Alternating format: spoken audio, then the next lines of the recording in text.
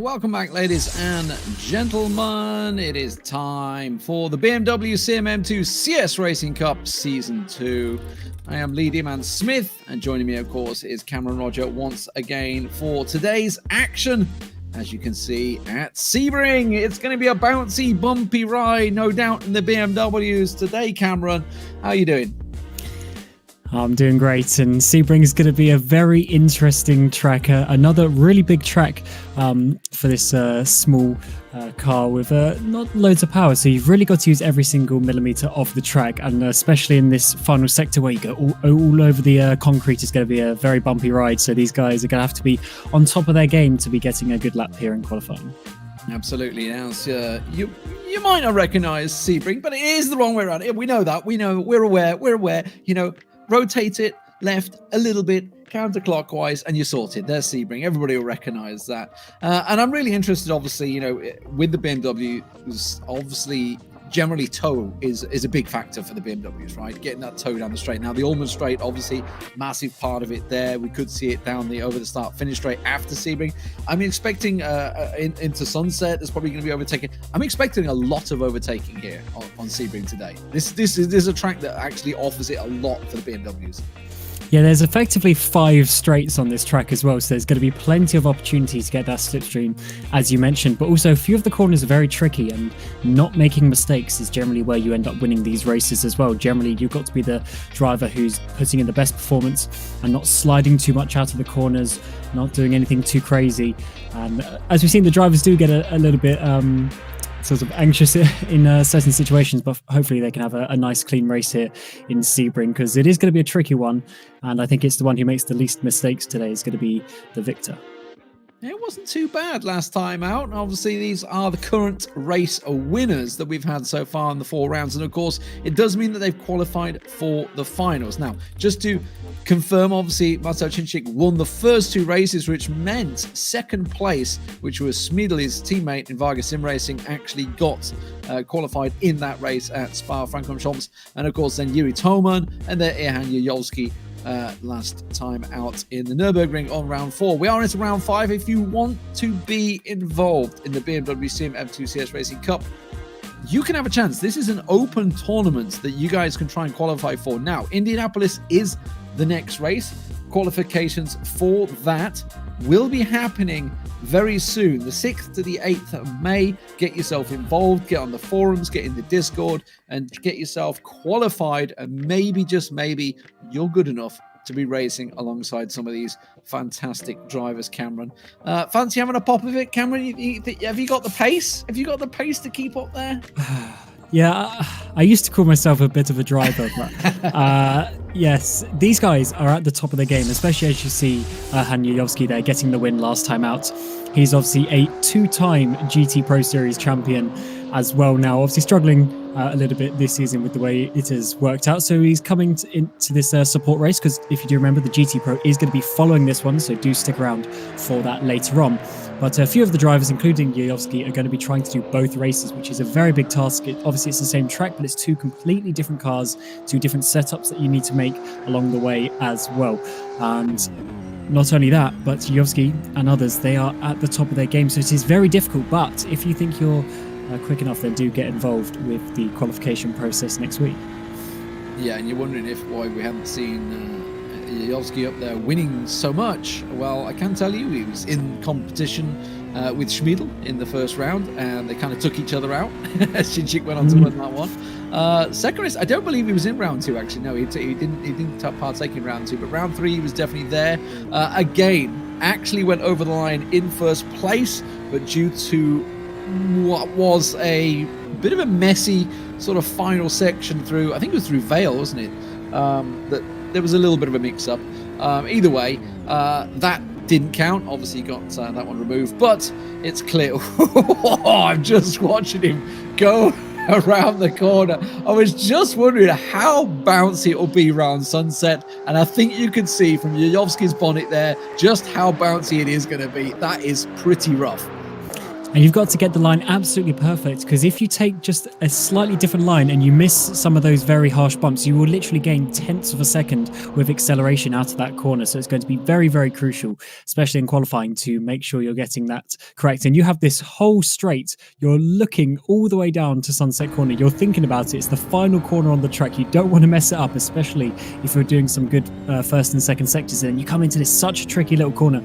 You can do any line that you wish. You could go wide and then come tight, or you can do somewhere in the middle ground. And as we see here with Zantano coming around, they're using all the bumps and trying to get the best exit you can coming down to the start finish line. And let's see what time he does. He does a 20.3, so that is some 3 seconds off Chinchik at the moment, who's got provisional pole. Yeah, some very quick times from some of these racers, of course. Chinchik, Yuyovsky, Toman, the top three at the moment, as we would kind of expect. Risto Capit a second off the pace. That does surprise me. Expect to see him probably stepping up this time. Henry Chinchik there. Diogo Silva, I'm assuming that's what Silva is. Diogo Silva from the Challenge GT Challenge series that we'll be seeing next week. Nico Barkley I can see down there. August Lana I can see. There's a Dyson there. Oh, both Dysons. There we go. Philip and Johannes both involved in this one as well. Put in some great times in the GT Challenge last week as well. So lots of drivers, of course, from the GT Pro, the GT Challenge, and of course a lot of other drivers that just specialize in the BMWs. And I mentioned that, Cameron, because it is a specialization, right? You know, you can't just jump out. I'm about to say you can't just jump out of a GT3 car and into the BMWs. Yuyovsky, obviously, and Capet definitely going to be doing that because they're racing in the GT Pro race, which follows this warm-up race here in the BMW Sim M2 Cup. But it is definitely a speciality to be able to get in one of these cars and post some fantastic times. Oh, absolutely is. We've already mentioned with the bounciness of the car, which means you really have to keep it settled. If you go in way too harsh, you'll just start acting like a pogo stick. You've got to do it very smoothly and very carefully, but still pushing it to the limit. And that is where the driver's skill comes into it. And we're seeing Chisetto now coming out of the final corner. And he is on some green sectors, obviously, with this being their first lap time. And with how long it is, they only get a couple of attempts, and he's going to go there into 9th place. As we now jump to Vlad Tokarev, and look at how much he is pushing there out of the corners. You've got to use every bit of the road that you can and every bit of power. But it really is a car you have to get used to, and you have to have a bit of finesse with how you get it around these corners. Yeah, it's certainly something to carry the speed through, certainly the chicanes. We saw it with the Nürburgring the other week, that just how much pace they have to carry, because obviously, you know, the more pace you can carry through those corners, the quicker you're going to be, no doubt about it.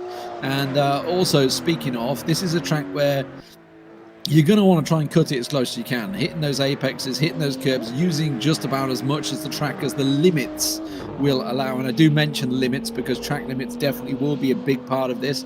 We'll see whether any of those times are going to be removed. Obviously, it's all in-game and ran, so we don't need to worry about any outside administration of that. I think everyone's happy about that.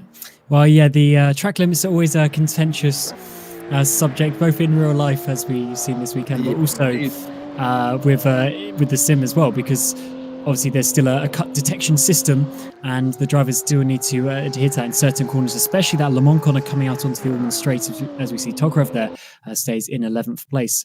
But yeah, you got to make sure you're not cutting those laps, because once your lap is cut, it gets invalidated, and then you have to go all the way around again. And as we can see with these lap times, well over 2 minutes, it is going to take you a long time to get your out lap going again, and you might miss out on an attempt, and that can always cost you grid positions. That's something we should point out. We're looking at around about an 8, maybe 9. I think it's going to be an 8-lap race. I think it's an 8-lap race. Now, just to remind you guys, this isn't similar to the GT series. This is going to be simply, as soon as that 6 minutes cuts off, it cuts off.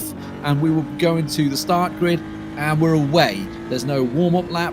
There is no extra time for everybody to go over the line to begin with. If you haven't got your qualification time within this current time ticking down, you're done. It's not going to happen, which is why we expect to see as many out on the track, and obviously they're doing the private qualification laps as much as they can, but it really does amaze me. Obviously, we're seeing Yuyovsky here setting a purple in the first, over the line any second, taking it just about as wide and straight as he can. Doesn't improve. It is just 4/100ths of a second off Chinchik, but still not enough. And Toman, they're getting involved as well. So only half a tenth covering the top three, which is pretty crazy considering the length of this track, as we mentioned already, and the difficulty of it. But these three guys, and also including Schmidl in there, who doesn't seem to be here at the moment. But those 3-4 drivers, they're the ones already with the 4 tickets to the BMW Sim Live as well, for a reason, because they seem to be the top 4 drivers in this series so far this season, and it's going to take someone very bold to try and challenge this. There's already 7 tenths to the 4th place man with Delorme there, so that is going to be quite crazy. And yeah, 2 purple sectors as well here. 500th of a second between Chinchik and Toman. Let's see how this goes. This is going to be, it's actually a slower second sector, but it does improve his lap, and he goes 2 tenths quicker than both Yovsky and Toman, who have posted themselves incredible laps. And as you say, that's 6 tenths to Delorme, and that is in racing terms, that's a pretty big gap. But obviously, as you can see, going down the field, we're looking at 1, 2, 3, 4 second gap sometimes on some of these guys. That's just how fast these front 3 really are. And it is quite remarkable. I want to get in there. We're looking at Risto Capit right now. A man from the Roman Grosjean Esports team. He is himself a very quick driver. He's in the GT Pro Series. He himself is 1.3 seconds off the pace. That's how quick they are. Yeah, these guys are absolutely incredible, really, and that is why they've been absolutely dominating. But the good thing is, with the way that the ticket system works for the BMW Sim Live, is that obviously people who already have a ticket can't get a second one. So that means at the moment, with the top 3 already having tickets, it would be effectively the 4th place position that gets that ticket. So that battle between Delorme and Drace is going to be one that we're going to have to look out for when we get into the race as well, because they may not be fighting for the prize money, which goes to the podium of each race, but they're still fighting for that ticket to a LAN event, which is always something that is quite sort of highly regarded if you can get yourself into one of those events. Whenever and wherever it may actually take part. At the moment in Germany, not looking likely. Personally live here myself, so things keep getting delayed. Manuel Correa going over the line does improve his time, but still only a 2:20, as you can see, 3 seconds away from the likes of Chinchik. Just 2.5 minutes to go here, so not too many laps to go. Delorme trying to improve his time, already 4th fastest.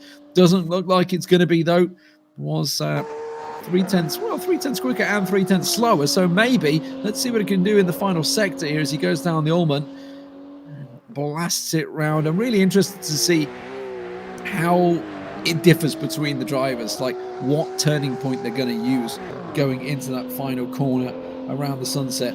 I just like whether they're going to be taking it, as much as Apex can, whether they're going out wide to cut in more. Obviously, it's a huge corner with a lot of bounces, and it's like who can pick the smoothest line, really.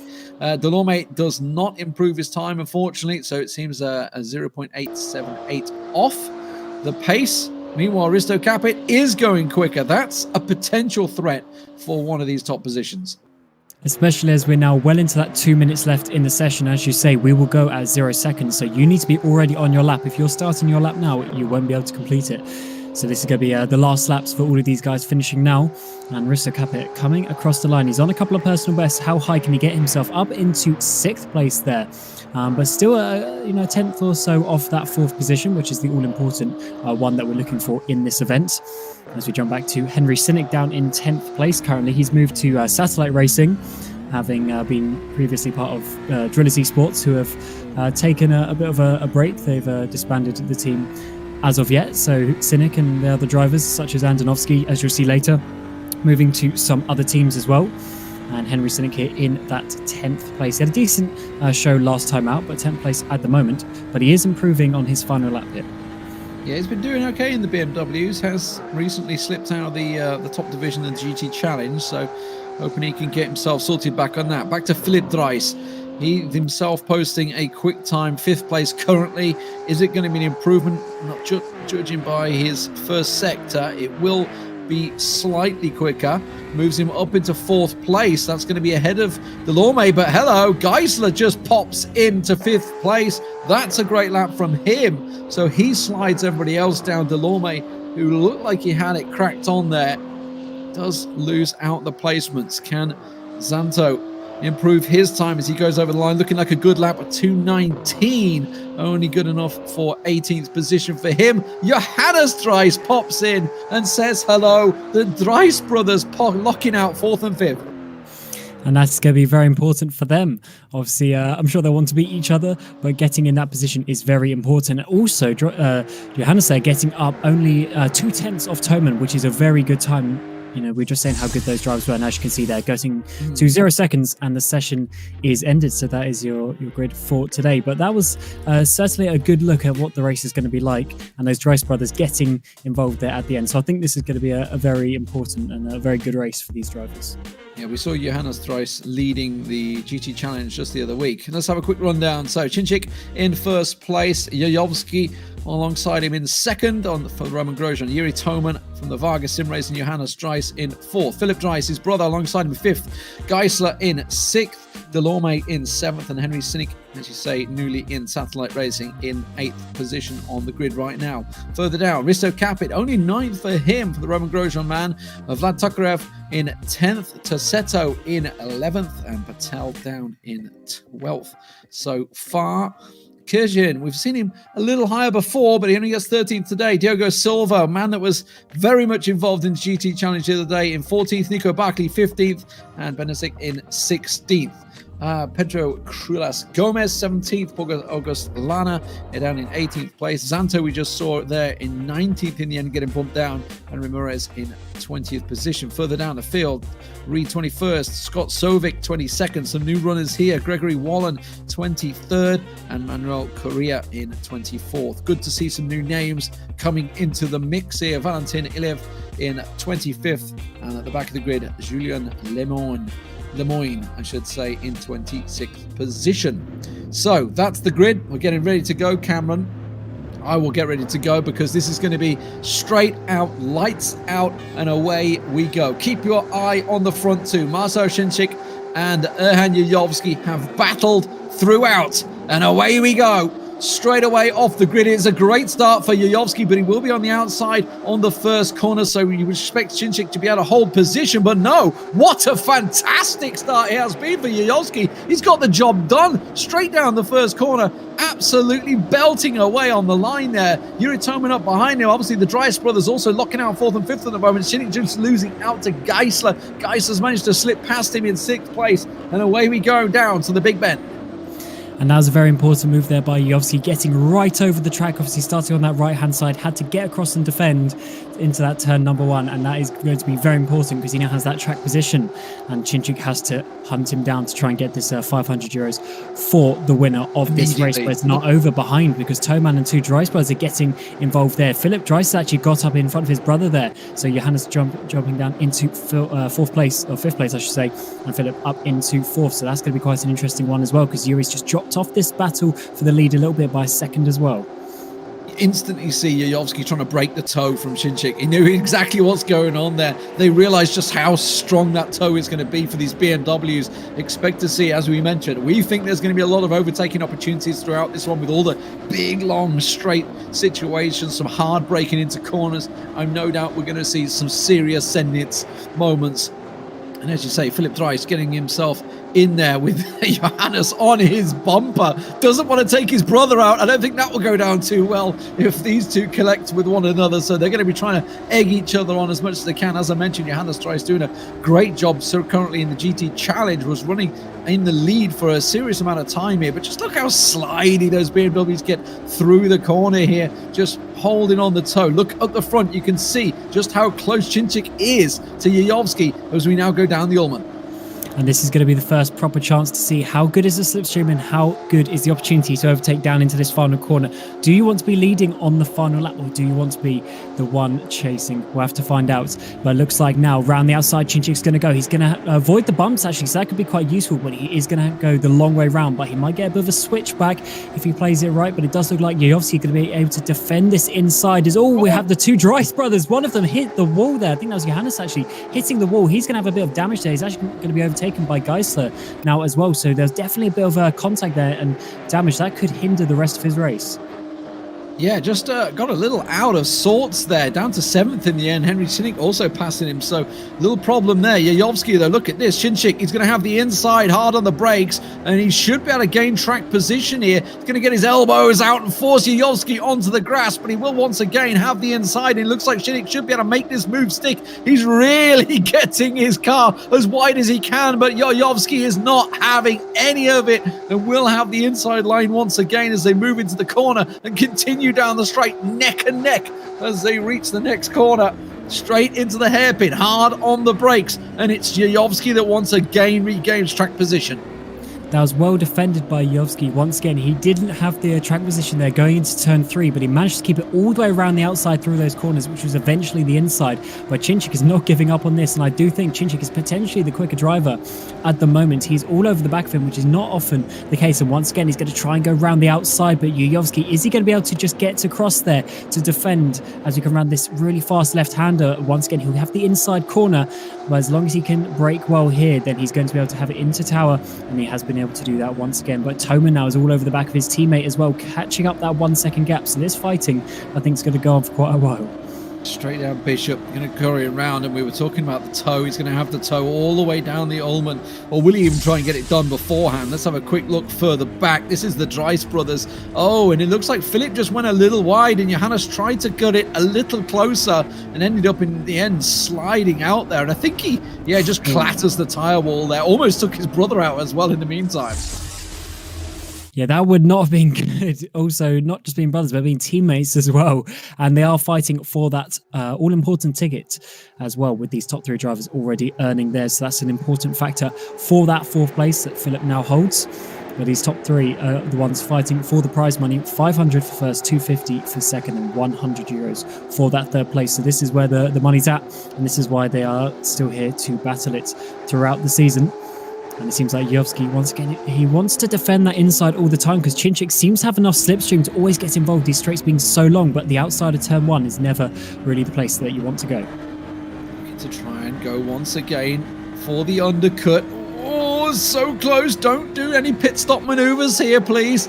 You can just see how tight it is. Oh, that must have been so delicate for Yayovsky to start turning in there, just worried about that rear end getting caught out and spun. But it does look like Chinchik's again going to try and force a maneuver. But look at this time. Look at Yuri Toman. He wants to get the toe through. He knows that Yayovsky has it in his chops to try and sneak on through. He's almost blocking his teammate out and forcing him out wide there and trying to see if there's any way through. Yayovsky gets in front, and again, just as they hang on into the hairpin, but this time Chinchik tries to sneak up on the inside. He was ready for the hard braking, and again, just a little bit of connection. Yuri Toman wants to get involved in this one, and I think, as we saw from qualifications, with just 0.3 of a second separating them, it is very much a race for first place between these 3, and then everybody else behind them is trying to mop up that final ticket. And these guys certainly like a bit of fierce racing. There's ever so slight contact between these guys at almost every corner. In fact, Chinchik knows that getting in front of Yayovsky could be quite crucial. As I said, it looks like he's actually the faster driver, though. I think if he could possibly pull a little bit of a gap if he can get ahead, but Yayovsky is doing a very good job defending, though he has missed a couple of apexes, and that's giving Chinchik even more of an opportunity to get involved here. But he's once again defending that inside, so Chinchik's going to have to do something a little bit more important, like the switchback here. This could give him the inside to Le Mans corner, which is going to be slowing them down onto the Ullmann straight as well. So Toman here, I think, is going to get involved as we get to now onto this back straight, the slipstream. Even Dries behind is getting involved now. We could be getting 3 wide as we head to the final corner.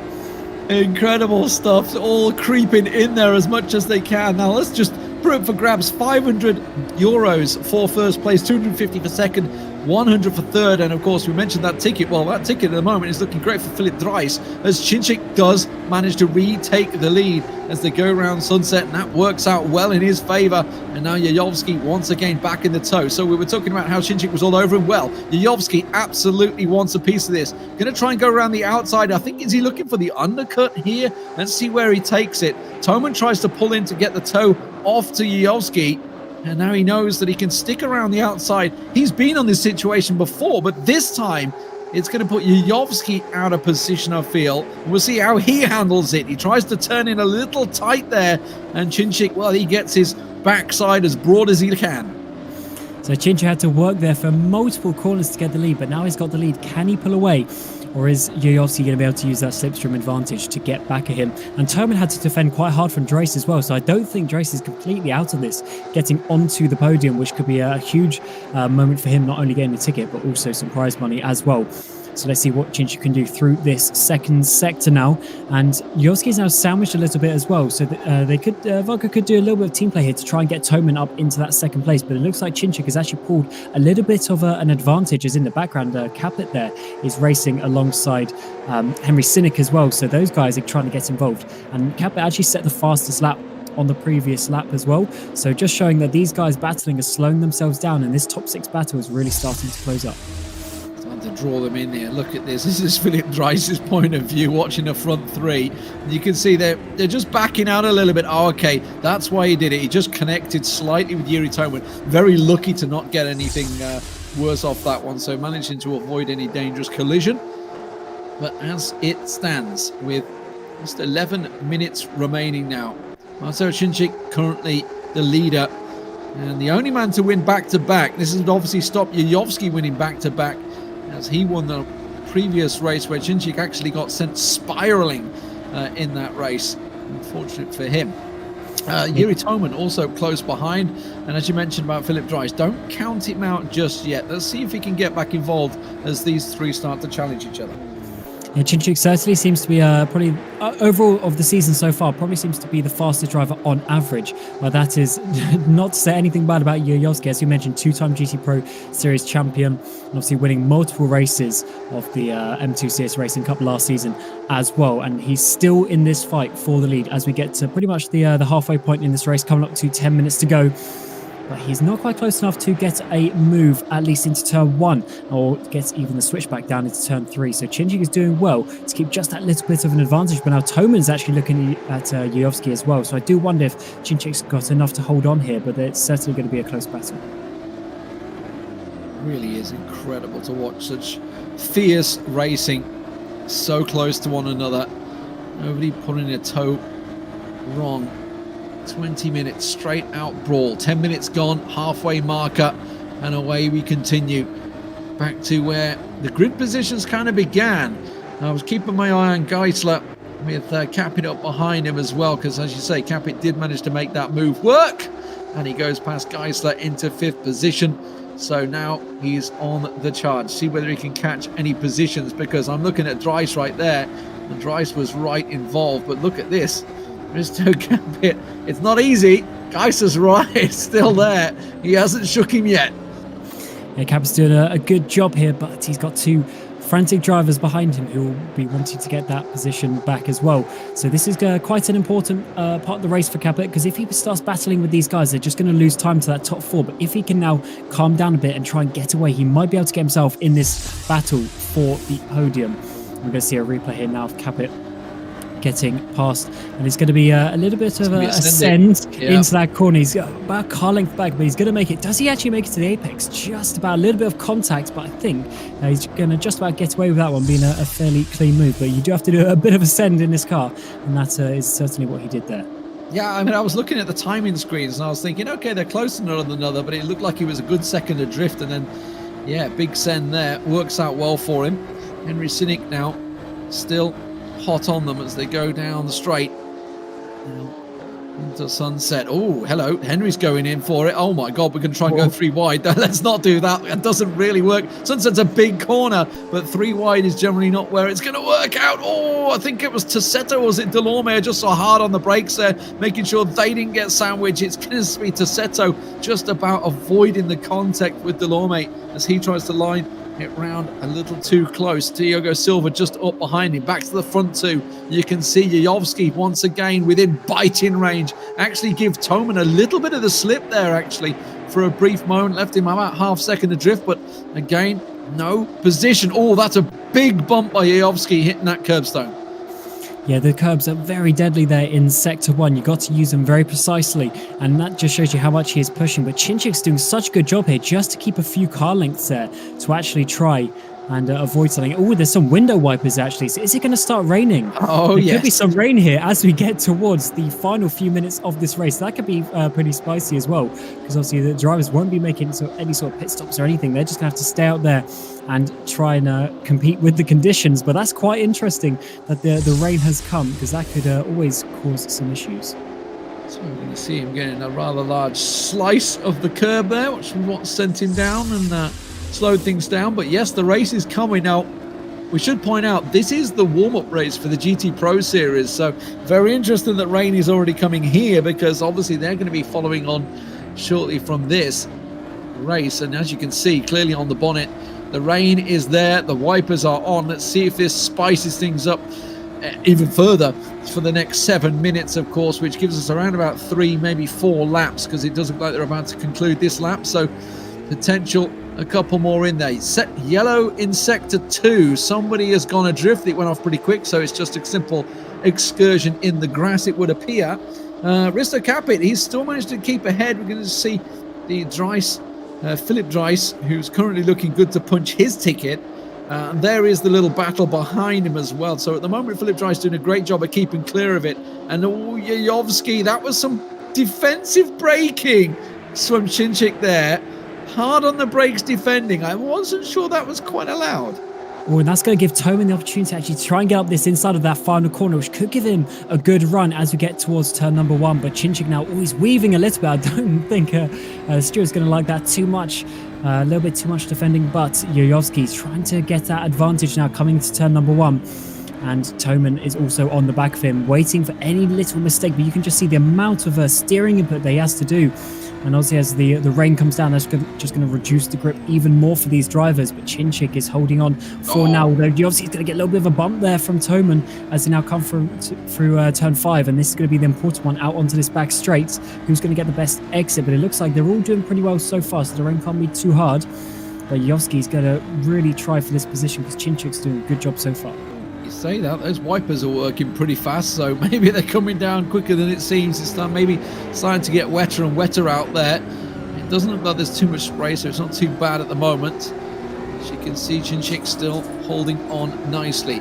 Capit has managed to build himself a second gap though from Geisler and Shinnik, so it seems like he's broken clear of that battle and holding on to that 5th place and trying to charge down, but doesn't look like he's really going to have the time to catch Thrice as it stands. The car's definitely looking a bit wetter. Toman looking to try and sneak up the inside on Yayovsky as he goes a little bit wide there. You can see that's really where the pressure is, if anything. It's Yayovsky having to be defensive from the Varga Sim Racing team all over him, as they have been throughout this series, or round by round by round. It really has been these 3 battling for every single race so far, with a little help from Schmidl, who hasn't made an appearance once again. Yeah, Schmidl was a very quick driving it, but he's obviously got his ticket, so unless he wants the prize money, then he is obviously able to avoid showing up, because obviously this is not necessarily a championship, it is just a series of races. As Giojowski there goes very wide out onto the Ulman Straight. So we've actually got some spray now coming up on the track, so there's certainly going to be some reduced grip. And with us coming to about 4 minutes to go, I believe there's going to be 2 more laps in this race for these drivers to complete and try and get there. But yeah, look at the spray now. The rain is really going to be coming down, and it's going to be getting worse as the laps go on and as the corners go on. They're going to have to adapt to these conditions at every single corner. That looked a little squirrely. You could see he caught it quickly there, Yayovsky, but it definitely was a little slide. He was tucked up right underneath Chinchik around the corner. And now Toman's going to have a little peek, try and force Yayovsky to go defensive. Yayovsky's trying to hang on as much as he can, looking to have a real racing chance here. Oh, that's a big slide from Yayovsky. Toman almost followed him, because it was one of those classic cases, if you just follow the car in front. They both got all very much out of sorts there. If anything, it was Chinchik that managed to hold on. Once again, a big chunk of that curb being picked up there, but these cars are definitely starting to feel it. Yeah, these guys are all over the place, and this is going to be an awesome view from Toman. Just seeing Yossi have a nice power slide there on the exit, managing to catch it as you'd expect a driver of his capabilities to do so. But that was an awesome piece of driving there from these guys. Just shows you how close to the limit these guys really are. They've dropped dry, although Chinchik goes a little bit wide there. Yossi's going to get up the inside. He's going to take the lead back on the penultimate lap of the race. So this could be quite crucial. Chinchik going just too deep there, misjudging the braking. That was an awesome opportunistic move by Yovski, although it's not going to be over because Chinchik now is going to be around the outside, and as we know, they like to go side by side through these corners, but it looks like Yovski going to be able to defend that if he can get it down to the apex, which he can. So that's an awesome move there by Yovski to get back up to the lead. Sector 1 yellows flashing on and off, so a few people going a little wide, as we already saw Yayovski doing, but this into the final lap, as you mentioned, could be crucial. Yayovski countering and picking up the mistake of Chinchik, just misjudging the braking in this rain. Could just catch him off guard ever so slightly. Of course, those curbs are going to start getting slippy. You got to be careful about everywhere you cut. But oh my word, Chinchik just sliding on the brakes as he was all over the back end of Yayovski, making sure not to connect once again as they just catch the car. You can see how much it's slipping. The rear end wants to jump out on you. It wants to take over you, but they hang on once again as they go down the Ullmann. Yeah, this is absolutely crazy racing, but Chinchik's managed to be able to get himself down the inside. Can he do it on the brakes? We can see how much wetter it's getting, so they got no idea what grip is going to be in this corner. They just got to guess on the brake pedal, and Yovski's gone in there very deep. Can he get it around the outside? Actually, that's going to be a good defense if he can, but Chinchik's going to probably get a better run here on the inside as we now come to start the final lap of the race with just over a minute left, and Yovski is still leading from Chinchik, but Chinchik's doing such a good job here. He just needs to get himself in a good position. Toman lost so much time in that corner. He looked so nervous going into it, almost watching these two. I think it was maybe even waiting for them to connect to one another. I don't know. But look at this. Power sliding, all connecting, rubbing shoulders once again. Chinchik and Yayovski neck and neck, side by side as they bustle on through the corners. Once again, we've seen this so many times. The connection in there forces Yayovski onto the grass. He has to go and leave the circuit, but he's back on alongside it. He's got to be careful he doesn't lose out. Second place now to Yuri Toman as he rejoins the track there, but Chinchik certainly getting his elbows out. And not for the first time this series, Yayovski has been pushed off the track by a Vargas Sim Racing driver, but these guys are just pushing to the absolute limit. Now Toman's trying to get this second place as well on the final lap of the race, as now Chinchik, can he make the corner? No, all three of them can't. All three of them don't make the corner. Who's going to come out first here? I think Chinchik did a hold on to that, but Toman now's got the opportunity to get up into second place. It's getting so wet here, they're actually missing corners. Was that just braking too late? All three of them there, just not really reading the situation, as you say, getting very, very slippy out there, no doubt about it. The track is absolutely saturated. Let's have a quick look at that, a very quick look, because we're going to be jumping into it. This is Risto Capit, and you can see, same corner that Philip Dries. That is a position to punch your ticket there, as Risto Capit's going to sneak his way through. Fantastic stuff there. What happened to Yayovski, I don't know, because he has slipped down into fourth position. So something seriously bad happened. I got to have gone off the track, but Chinchik looks like he's going to be taking the win here along with Yuri Toman. Risto Capit up into third position. Of course, that means he gets into the €100 and, of course, gets his ticket for that land finals. So Yovski's obviously made a bit of a mistake here, or was he just fighting too hard with Chinchik? We are about to find out. Yuri Toman here, and is Yovski just going to go off? Oh, he actually hits the back of Chinchik there, and he must go for a little bit of a spin. He does, and then there go his teammate, Risto Capit, and obviously Dries as well. So Yovski managed to get past Dries up into fourth place, but it looks like Chinchik, if he can go around this final corner, he will be taking his third victory in the 5 races so far, and only one more to go, and that'll be another €500 for him. Very entertaining stuff. Marshall Chinchik, the pole position leader, will end up finishing sideways there. Very slidey, no doubt about it. Over as the line he goes, almost banging it into the corner and the straight there. But yeah, Yayovski just losing it there. As you say, just connecting, and well, the cars were going so sideways. It does mean that Risto Capit will collect himself the €100 on the podium, and of course get himself that ticket for the land final. So Roman Grosjean Esports teammate of Yayovski will be joining him up there. Flip Dries coming over the line. It will be 5th, or will it be? No, because Yayovski's gone pits. And I don't know. I don't know. In all honesty, it does look like he's going to be over the line. So I would assume, if I'm going by the timings right now, there's going to be Dries, unfortunately, down in 5th place. It was looking like it was his to take in 5th place, but it wasn't quite to be. Here's confirmation for you on your screen. Shinchik, the winner from Vargas Sim Racing with his teammate Yuri Toman, as we've seen throughout the BMW Sim M2 CS Racing Cup throughout the season so far. Risto Capit 3rd, Yuyovski 4th, Philip Dries in 5th, Henry Sinek from Satellite in 6th, Mikhail Grisa from Need Racing as well in 7th, Nico Barkley of Team Barkley in 8th. Remy Delorme, it looked like it was going to be good for him, but in the end, he ends up down in 9th place. And Johannes Dries, well, what happened to him? Him and his brother, well, 4th and 5th at the start. He ends up down in 10th after connecting with the tyres on what looked like the first lap. Cameron, what a fantastic race.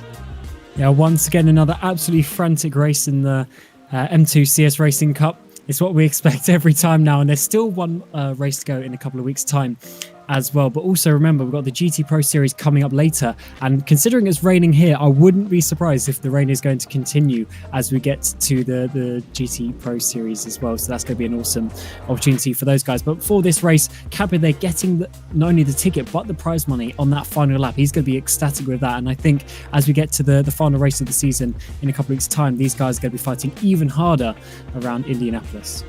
Absolutely. Balance of performance. Everything's been working out well for the GT Pro. Tune yourself in. Don't go anywhere. Well, you can. Just go get yourself a drink, pop to the loo, and be back in 4 minutes' time, because that is the BMW Sim M2 Racing Cup done. And the GT Pro will be up next. Thank you very much for joining us. I'm Lee Smith. This has been Cameron Roger. We'll see you next time. We'll see you in 5.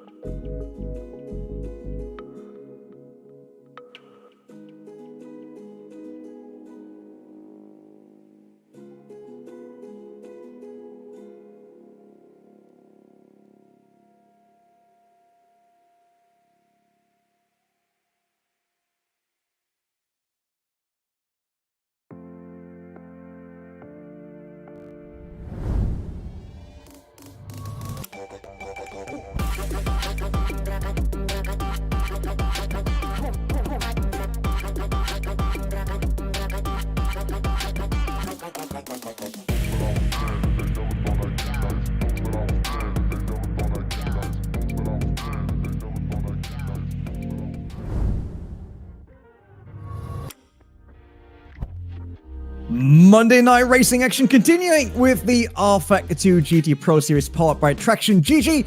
We're still at the beautiful track of Sebring in the US. We're now over with GT3 cars and all the amazing action that the GT Pro Series will have for us tonight. My name is still Rennie Butler, and alongside I got Lewis McGlade with Aiden Millward in the pits. And it seems like weather isn't the greatest, Lewis, for Sebring as of right now.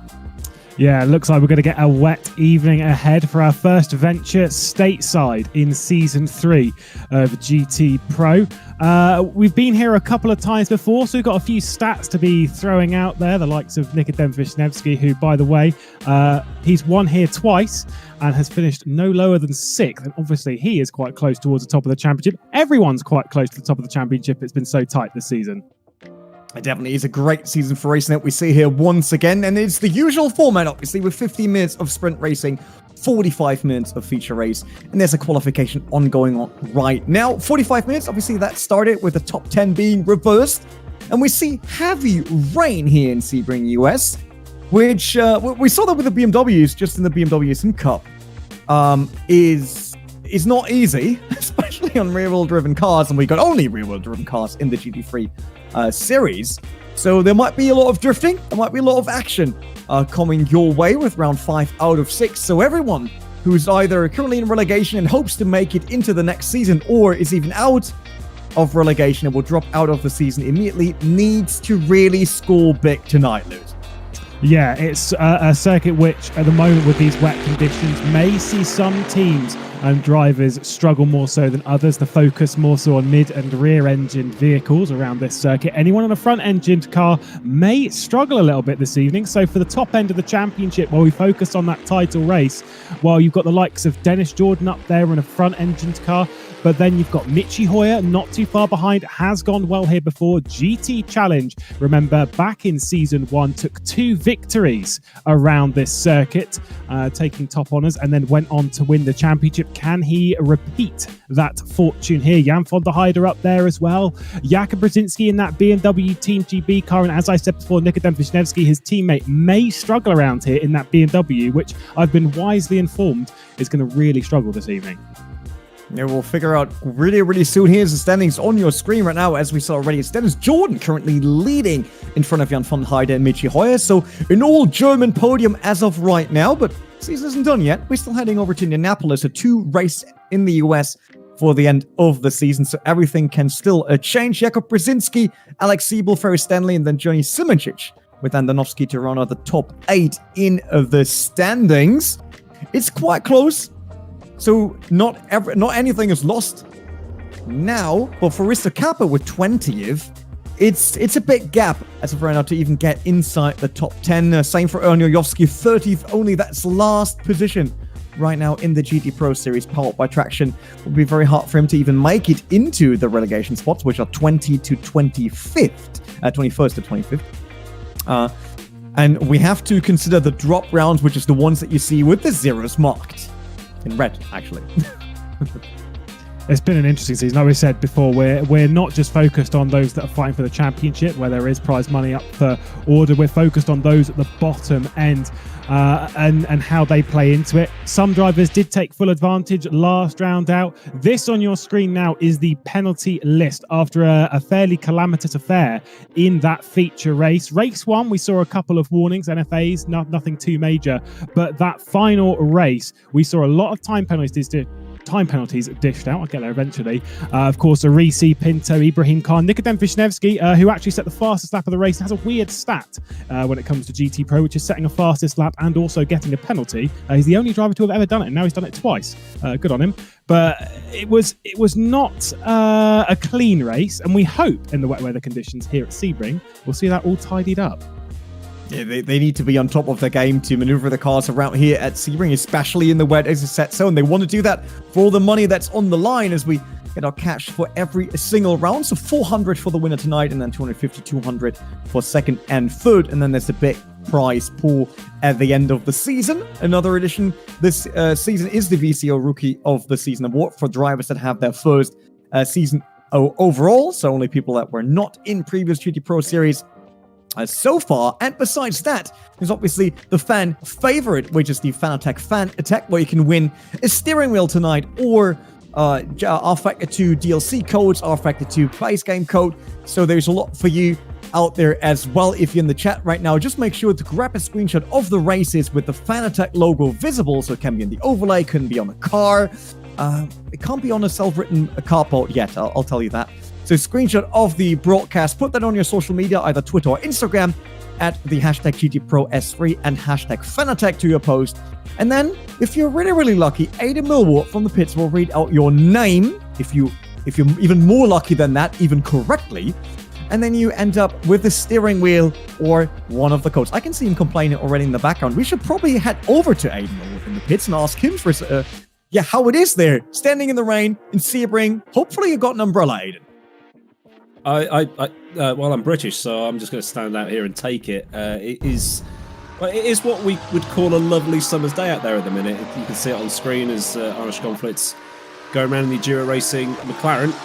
Wipers wiping away, spray being kicked up, so it's going to be pretty tricky to put in the fastest lap you could possibly get put in around here, especially with all the bumps to contend with. Very, very bumpy, this track. The first laser scan track in rFactor 2 as well.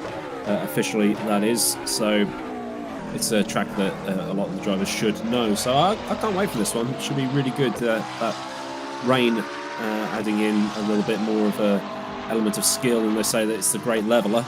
So maybe we'll see some of the lesser favoured cars coming back through the field. We'll get some decent positions today. Less favorite cars. It might be the Porsche. I mean, there are rumors in the pits, right, Aiden, about the Porsche being quite good in the rain, while on some of the other racetracks, not the strongest contender.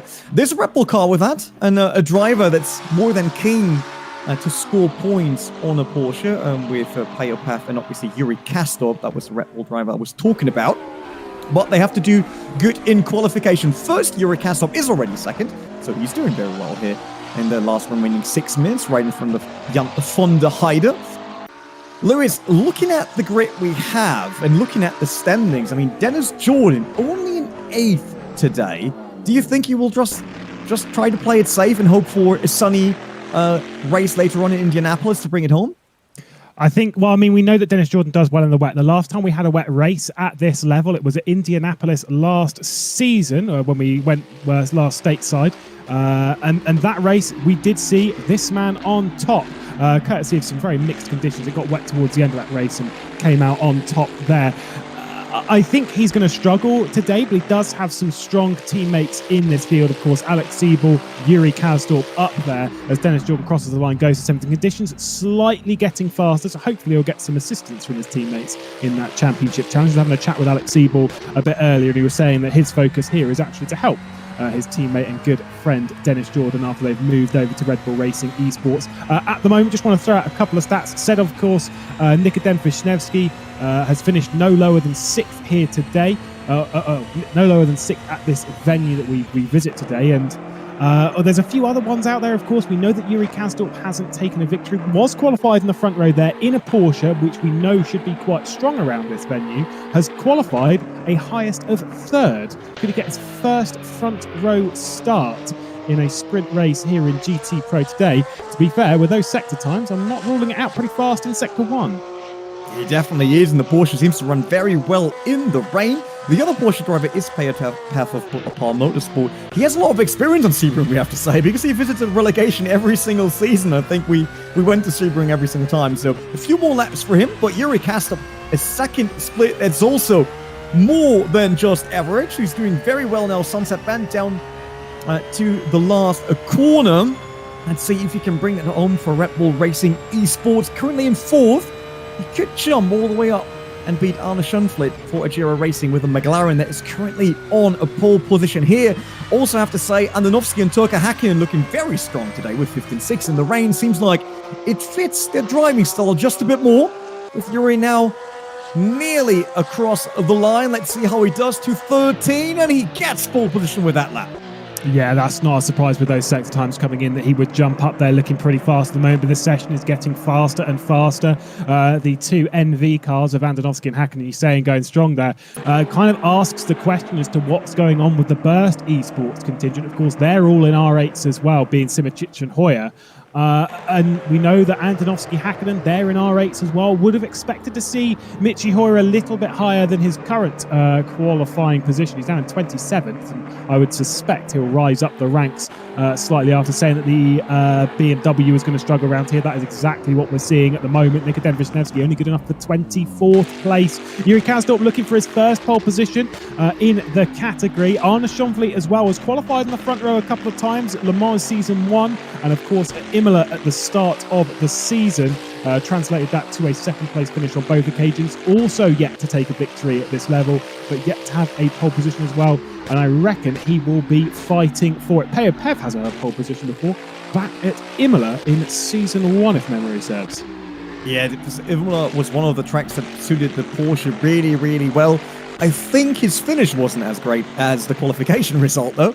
I think back then he got spun out and didn't even finish, or very down low, so might want to do that a bit better today. Speaking of Shara, currently in 9th with the Bentley, and it seems like the mid or rear engine cars, although I think on the GT3 category, the engine is placed a bit further to midship layout, even on the Porsches, so that seems to be an advantage as of right now. The Bentley here is obviously a front midship engine car. They have it right behind the front axle.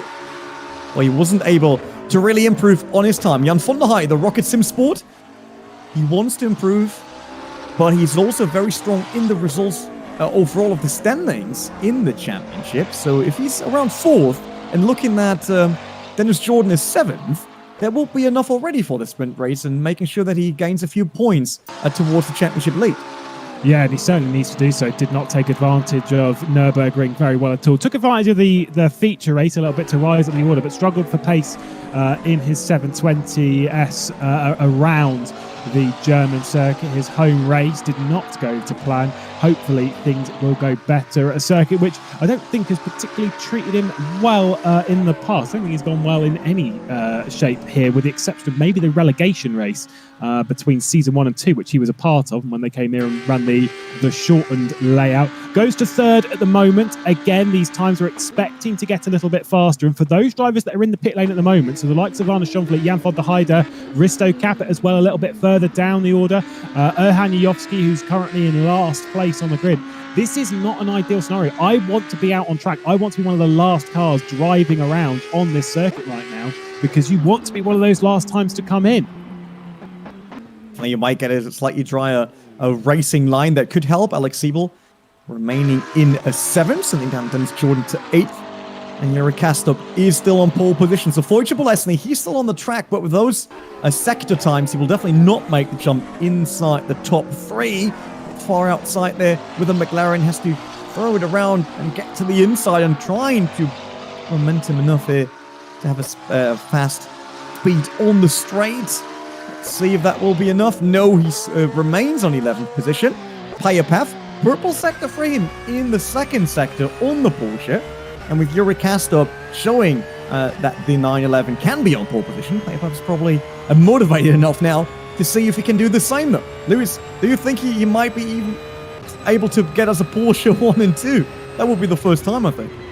It would be indeed. I think we can get a Porsche. We'll definitely get a Porsche pole here. Which one it's going to be between Pev and Yuri Kasdorp, we are yet to see. Out of Sunset, which is certainly not following its namesake at the moment. Very cloudy and very wet at present. Pev towards the line, currently qualified in 4th place, does jump up onto pole position by a decent margin as well. 0.3 of a second. Luca De Melio crawling his way through that final corner in his 650, but Yuri Kasdorp is presently on a lap. Whether it is good enough to challenge Pev's present pole time, we'll have to wait and see. Pev looking for a 2nd pole position in the series. Kasdorp looking for his first. Ibrahim Khan way down the order at the moment for Zancho, only 22nd position, certainly not favouring the Ferraris. And I don't know about you, Rene, that does not look good enough for Yuri Kasdorp to me.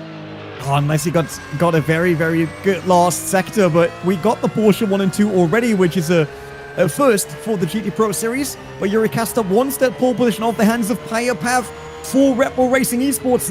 Not able to do that, so he will remain in second. Well, not that bad, though. I mean, that's a very good starting position for him. Anders Schönfeld in third, Jan von Heyde in fourth.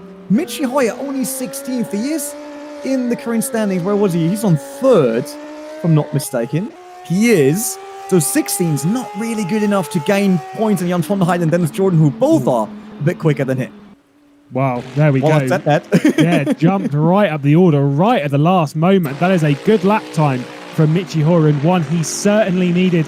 Here's a driver who definitely would have wanted better from the present round. Currently qualified in 26th place, Nuno Pinto, who was leading the championship a little bit earlier on from Silverstone onwards after that really unfortunate disconnection whilst leading the feature race on British soil. It has slightly fallen apart, did not have a good affair at the previous round at the Nürburgring, ran out of fuel in the first race after running inside the top 10, and it really fell apart now way down the order, and his current position definitely not going to help. Porsche front row though here at Sebring would not have called that before we arrived here.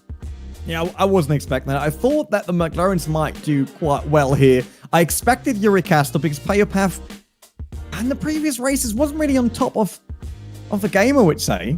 But looking a lot stronger here in Sebring, except maybe it's the additional laps that he got in the relegation. But it is round 5 of 6, so he's currently in 24th, I think. No, he's in 23rd, which means he's dead center of the relegation spots. He needs to earn a lot of points to make it into a safe spot for Season 4 of the GT Pro Series Pole Attraction. But he could do today.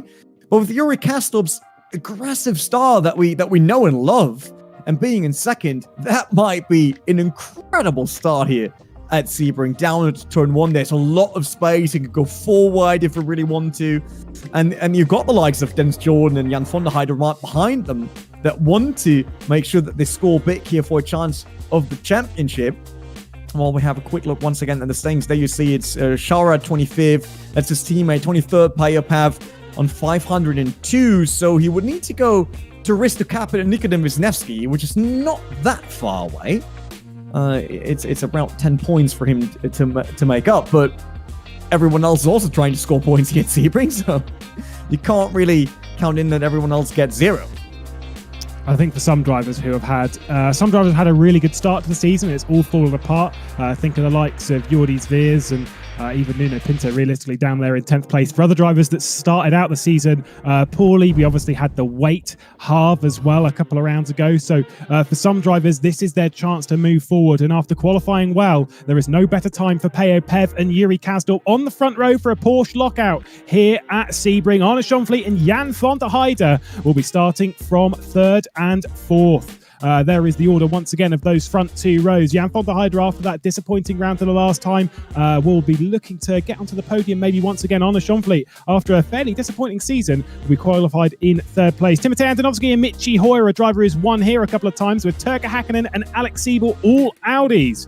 Row 3 and 4. Championship leader Dennis Jordan will be starting from 9th place, a really good spot for him, with Kasper Stolze, your race winner from Silverstone. Zbigniew Shara on the cusp of the top 10, with Wojtek Lesne behind, looking to take advantage of the wet conditions. Lorenzo Arisi and Jordi Zveers in there as well. Jerne Simoncic a bit further down than he would have wanted to be, with Luca D'Amelio down in 16th place, our Imola winner. Nikodem Wisniewski, a winner at Silverstone and one of the best drivers here at this circuit, only good enough for 17th in that BMW with Ferris Stanley. Peter Berliak and Ibrahim Khan rounding out the top 20. Risto Capit 21st position, with Kevin Rotting, Jakub Brzezinski and Jonas Raivio, your Spa winner, down in 24th in the fairly unfavourable Aston Martin in these conditions. Jimmy Nasula and Nuno Pinto, very disappointing for Nuno Pinto. He'll hope for a clean race and a better one than he had at Nürburgring.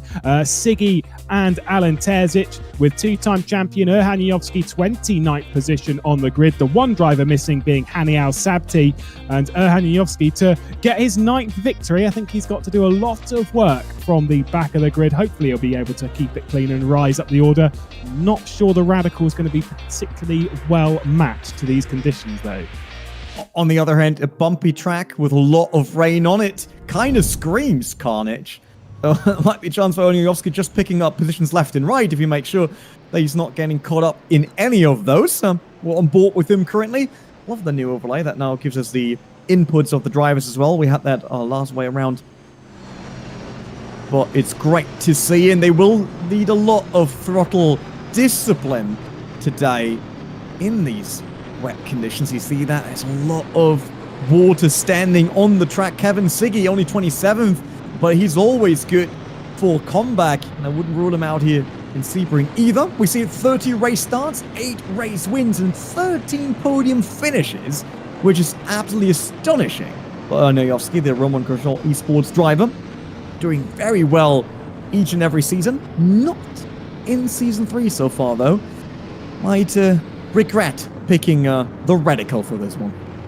Indeed, was on the front row here last season. I think had a pole position in Season 1. I think it was one of the closest margins we've had when it comes to pole position margins was here back in that first season. Either way, about to get underway. Just 4 races to go in the season. We've got a Porsche front row lockout. Peo Pev looking for his second pole start, potentially his first victory as well. Alongside him, Yuri Kasdorp, mainstay in GT Pro for a very long time. Alongside him, looking for his first victory with Arne Schonfleet and Jan van der Heyde as well. We're about to get underway here at Sebring for GT Pro Season 3, powered by Traction, and we are underway for the first of 2 rounds stateside to round out the season. Pev's going to be leading down into turn 1 in these tricky wet conditions, receives a little bit of contact from behind, and Jan van der Heyde for Rocket Simsport was going all the way around the outside. There was no way through as Peo Pev's going to chop across the nose.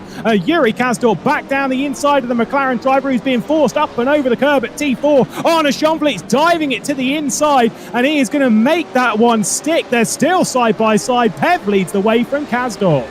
Yeah, these two now fighting, giving a lot of time to Pav and Kasdorp to spread that lead early on, and we see that both McLaren still side by side. Arne Schonfleet had to go back now before they dive all the way down, and the braking here for the hairpin. It seems like Van der Heyde can be on front, but look at that. That is Michi Hoyer all the way from the back, getting his front end in on that hairpin. Probably not the best move, I would say. Luckily, no one spun out.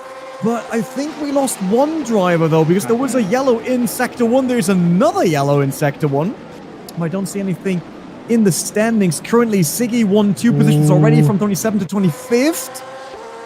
Timotej Antonovsky just made contact with Alex Siebel going into Cunningham. The driver that dropped down the order was his teammate Turkka Häkkinen, who's dropped to the back of the field with Lorenzo Arisi as well. There's further contact just in the background between Antonovsky and I believe it was the Varga of Wojciech Polesny. Dennis Jordan has taken advantage of that before we run through Bishop. It's very fast through here and very narrow indeed. Don't want to be bullying the Boatley in these conditions because you'll be going for a spin, and overcooking the corner slightly hooks it back up to the second apex as we run towards Le Mans corner and onto that really important backstretch, the Ullman Straight, which could be very, very important this evening. So far, so good for these drivers inside the top 10, with the exception of Turkka Häkkinen. We probably had some contact somewhere, but other than that, it looked like a clean start. This is Shara on 11s. Let's see what happens. He sticked all the way to the inside on turn 1. That should be, who's the other? John Alesi. That's not Turcic. Who was that? Stolzer, Kasper Stolzer, of course, sorry for that.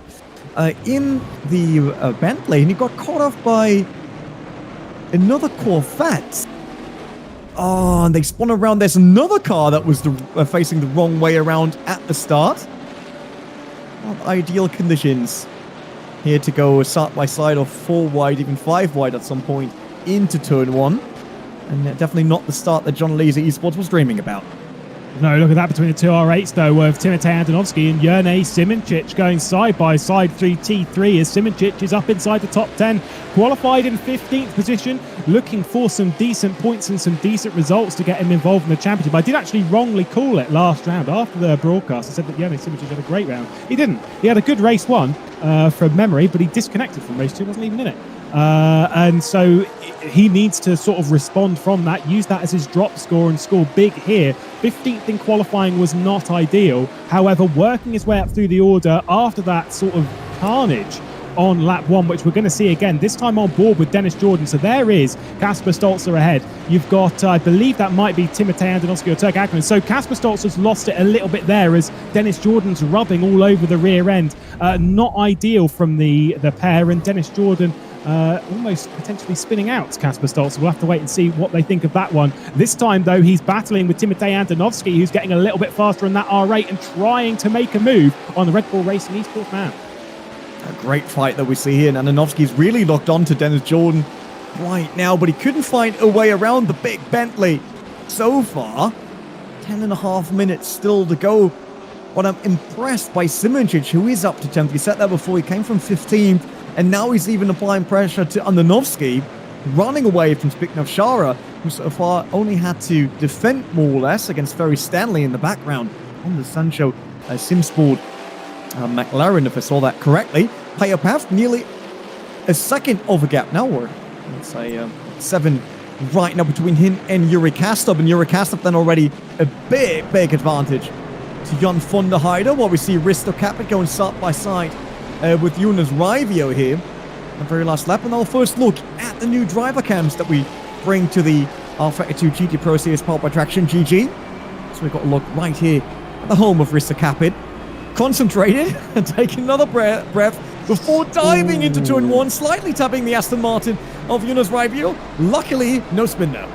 No, hopefully we'll see that Risto Capit doesn't hold any specific digits up to the screen, as we've seen from him before. Lovely to see him on camera at present. Not so lovely for Jonas Raivio there, who goes for a little bit of grass tracking in these wet conditions. That is not ideal. Risto Capit's going to get through, and Jonas Raivio down the road. Now it's got the 2 BMW Team GB contingent behind, Wisniewski leading Brzezinski, and behind them their teammate of Peter Berliak as well, trying to fight their way up the order in the BMW, which is struggling so much in these wet conditions. Oh, look at this on board with Timotej Andonovski. You couldn't get closer to a Bentley if you tried. Got a slight overlap as we run through Fangio. Going to slow things down for Cunningham, and it is at the moment the Boatley holding tight and holding firm to that position in a shock turn event, as we were told coming into this race that the Bentley's going to struggle in these wet conditions. We are certainly seeing that in the race. He may have qualified all right, but race-wise, it is not looking ideal. It isn't, that's for sure, but I absolutely love wet races. Every single time we bring wet to the GT Pro Series, it's incredible. It's fighting all over the place, and we see that Simoncic off a bit of Andonovski once again, and Dennis Jordan really doing a great job defending that 8th position. And Simoncic will be quite happy with 10th, because that will be pole position in the feature race in just 8 minutes. But Dennis Jordan is not done yet. Andonovski might be able here with all that slipstream to launch it into the last corner, but he's already defending up the inside. Andonovski choosing the outside route might be able to do that, because with the mid-engine there should be enough traction available to go all the way around, but I'm not quite sure if that works in the wet. So far I didn't. Not the smartest move at the moment, fighting this hard, because it's just dropping into the clutches of everyone else. Jerne Simoncic, I'm pretty sure, is fairly content with his current position of P10, because it will reverse onto that reverse grid pole, which we know is so very important. Timotej Andonovski, though, is sensing that Dennis Jordan is struggling, and the more that he tries to overtake, the more risk that he's putting on. You saw around the outside of T1 there is just no grip offline, and Timotej Andonovski is just going to stay behind the Bentley for now. The more pressure he adds, though, the worse things can get. Switcher position just ahead of this. Alex Siebel and Michi Hoyer have switched back around. We saw them earlier in the race go for a little bit of a switch, and Michi Hoyer working his way up the order. Alex Siebel now back ahead as the fight's down the order. Erhan Yovski working his way. He's on the back of Lorenzo Arisi. Kasper Stolzer currently on screen after a not so great lap 1. You've got Kevin Siggy in there as well after his race victory in the previous race. Last time out of the Nürburgring. Jordi Sveers as well, the Imola winner. Plenty of race winners in this pack, and it's not normally the positions we'd see them fighting over. Definitely not. I mean, they can be a lot better than that, but it is what it is in the sprint race here. And Kasper Stolzer also with the driver cam here. Absolutely lovely shot there, working the steering wheel while trying to go through the pack. Yovski 25th, so he won a few positions already, but not enough to really score big to leave the basement of the championship. And where he is currently, Alex Siebel, 5th for Red Bull Racing Esports. One of the drivers that got picked up quite fresh by Red Bull Racing Esports. They hadn't been in this championship from the get-go. He's doing well here. Michi Hoyer, previous GT Challenge champion. And he actually has a shot now in Season 3, Lewis, to be champion in the Pro Series. It's tight in that title fight, and Alex Siebel is a much part of it as Michi Hoyer is. Michi Hoyer only 3rd in the standings, just 3 points off championship leader Dennis Jordan, who's down the order. It is super tight, and I would almost guarantee, considering how many drivers are in contention for the title race at the moment, that we are going to see this remaining super duper tight before we head to that final round at Indianapolis. But taking advantage of these wet conditions while some cars are struggling, I mean, if you're battling, say for example Dennis Jordan in this title fight, and you're in a car like an R8, like a 720, you need to take advantage of these races whilst it's wet and whilst that Bentley is struggling. That is exactly what we're seeing for the likes of Jan von der Heyde, Alex Siebel, Michi Hoyer as well, who are right up there in that championship fight. Those also that are up there in the championship fight, Jakub Brzezinski way down the order, really struggling in that BMW M6. Jone Simoncic, 7th in the title race, has moved his way up inside the top 10, and that could be really big for him if that reverse grid goes the way of him and he ends up starting from that position. We know what the record is when it comes to conversions from pole position in this championship. At the moment, only a single race has been started this season and won from a position that isn't pole position, and that was Silverstone. Of course, Nuno Pinto started that race from the reverse grid pole, disconnected from it. Kasper Stolzer, who started 2nd, won that race. So at the moment, I'd want to be 10th. Yeah, it is a good position to get into the feature race, but the sprint race might show a different storyline if Yuri Kastov can close that a bit more than half a second gap between him and Pajo Pav. So Red Bull Racing Esports versus Polar Motorsport, because Pajo started on pole, Yuri could win it as the Porsche is running very good. Still here in the rain. They got 1 second gap now to Jan von der Heyde, who seems to become quite quick here in the later half of the race, and closing that gap to Yuri. Although it's not easy to follow in the rain and getting close enough to even make a move. You need to be aware every single time you step on that accelerator pedal might be your last. While Arne Schonflit's now all over the back of Jan von der Heyde. Could be another big fight here for the last remaining 3.5 minutes. It's very tight for this podium spot. I think for the race win, things are looking really good for Pajo Pav, who's currently leading the way and setting some decent times. Fastest lap of the race, which actually has been a very common theme this season, that the fastest lap does not actually go the way of the race winner. In fact, it actually hasn't happened. I thought it happened last time out. It did not, with Dennis Jordan's victory at the Nürburgring.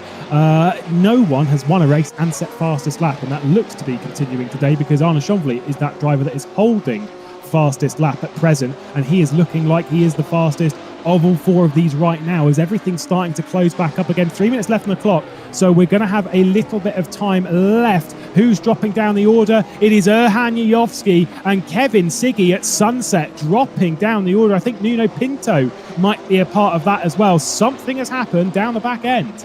But it's not just the back end. Speaking of Shara, it's now in 10th, while Simoncic is on 9th, so someone is missing there as well, because he was 11th before. Who is it, though? Hoyer is still there? Jordan is still there? Who's missing there? I actually do not know. I would love to tell you, but we'll jump on that info as soon as we've got it. Erhan Yujovski, who we're currently on board with, so this is his slide. Oh, right, so Pinto's already been around. Yujovski, oh, I mean, that was terrible avoidance. I think he still hit him. But yeah, so there was obviously contact that happened ahead, so I'm pretty sure there might have been something between Siggy and Pinto, and then Yujovski was going for his own moment in there as well. It's the replay of Nuno Pinto, who's just losing the back end there. So Ben's all on his own. Oh, wow, yeah, Yujovski, that was really close. Kevin Siggy was able to avoid it. Everyone got lucky, besides Nuno Pinto. It's so sad for Nuno. Since the switch to Fortzilla and Season 3, he looked like a driver that should consistently score in the top 10, but just never coming together for him. It's like not all the dots are connected.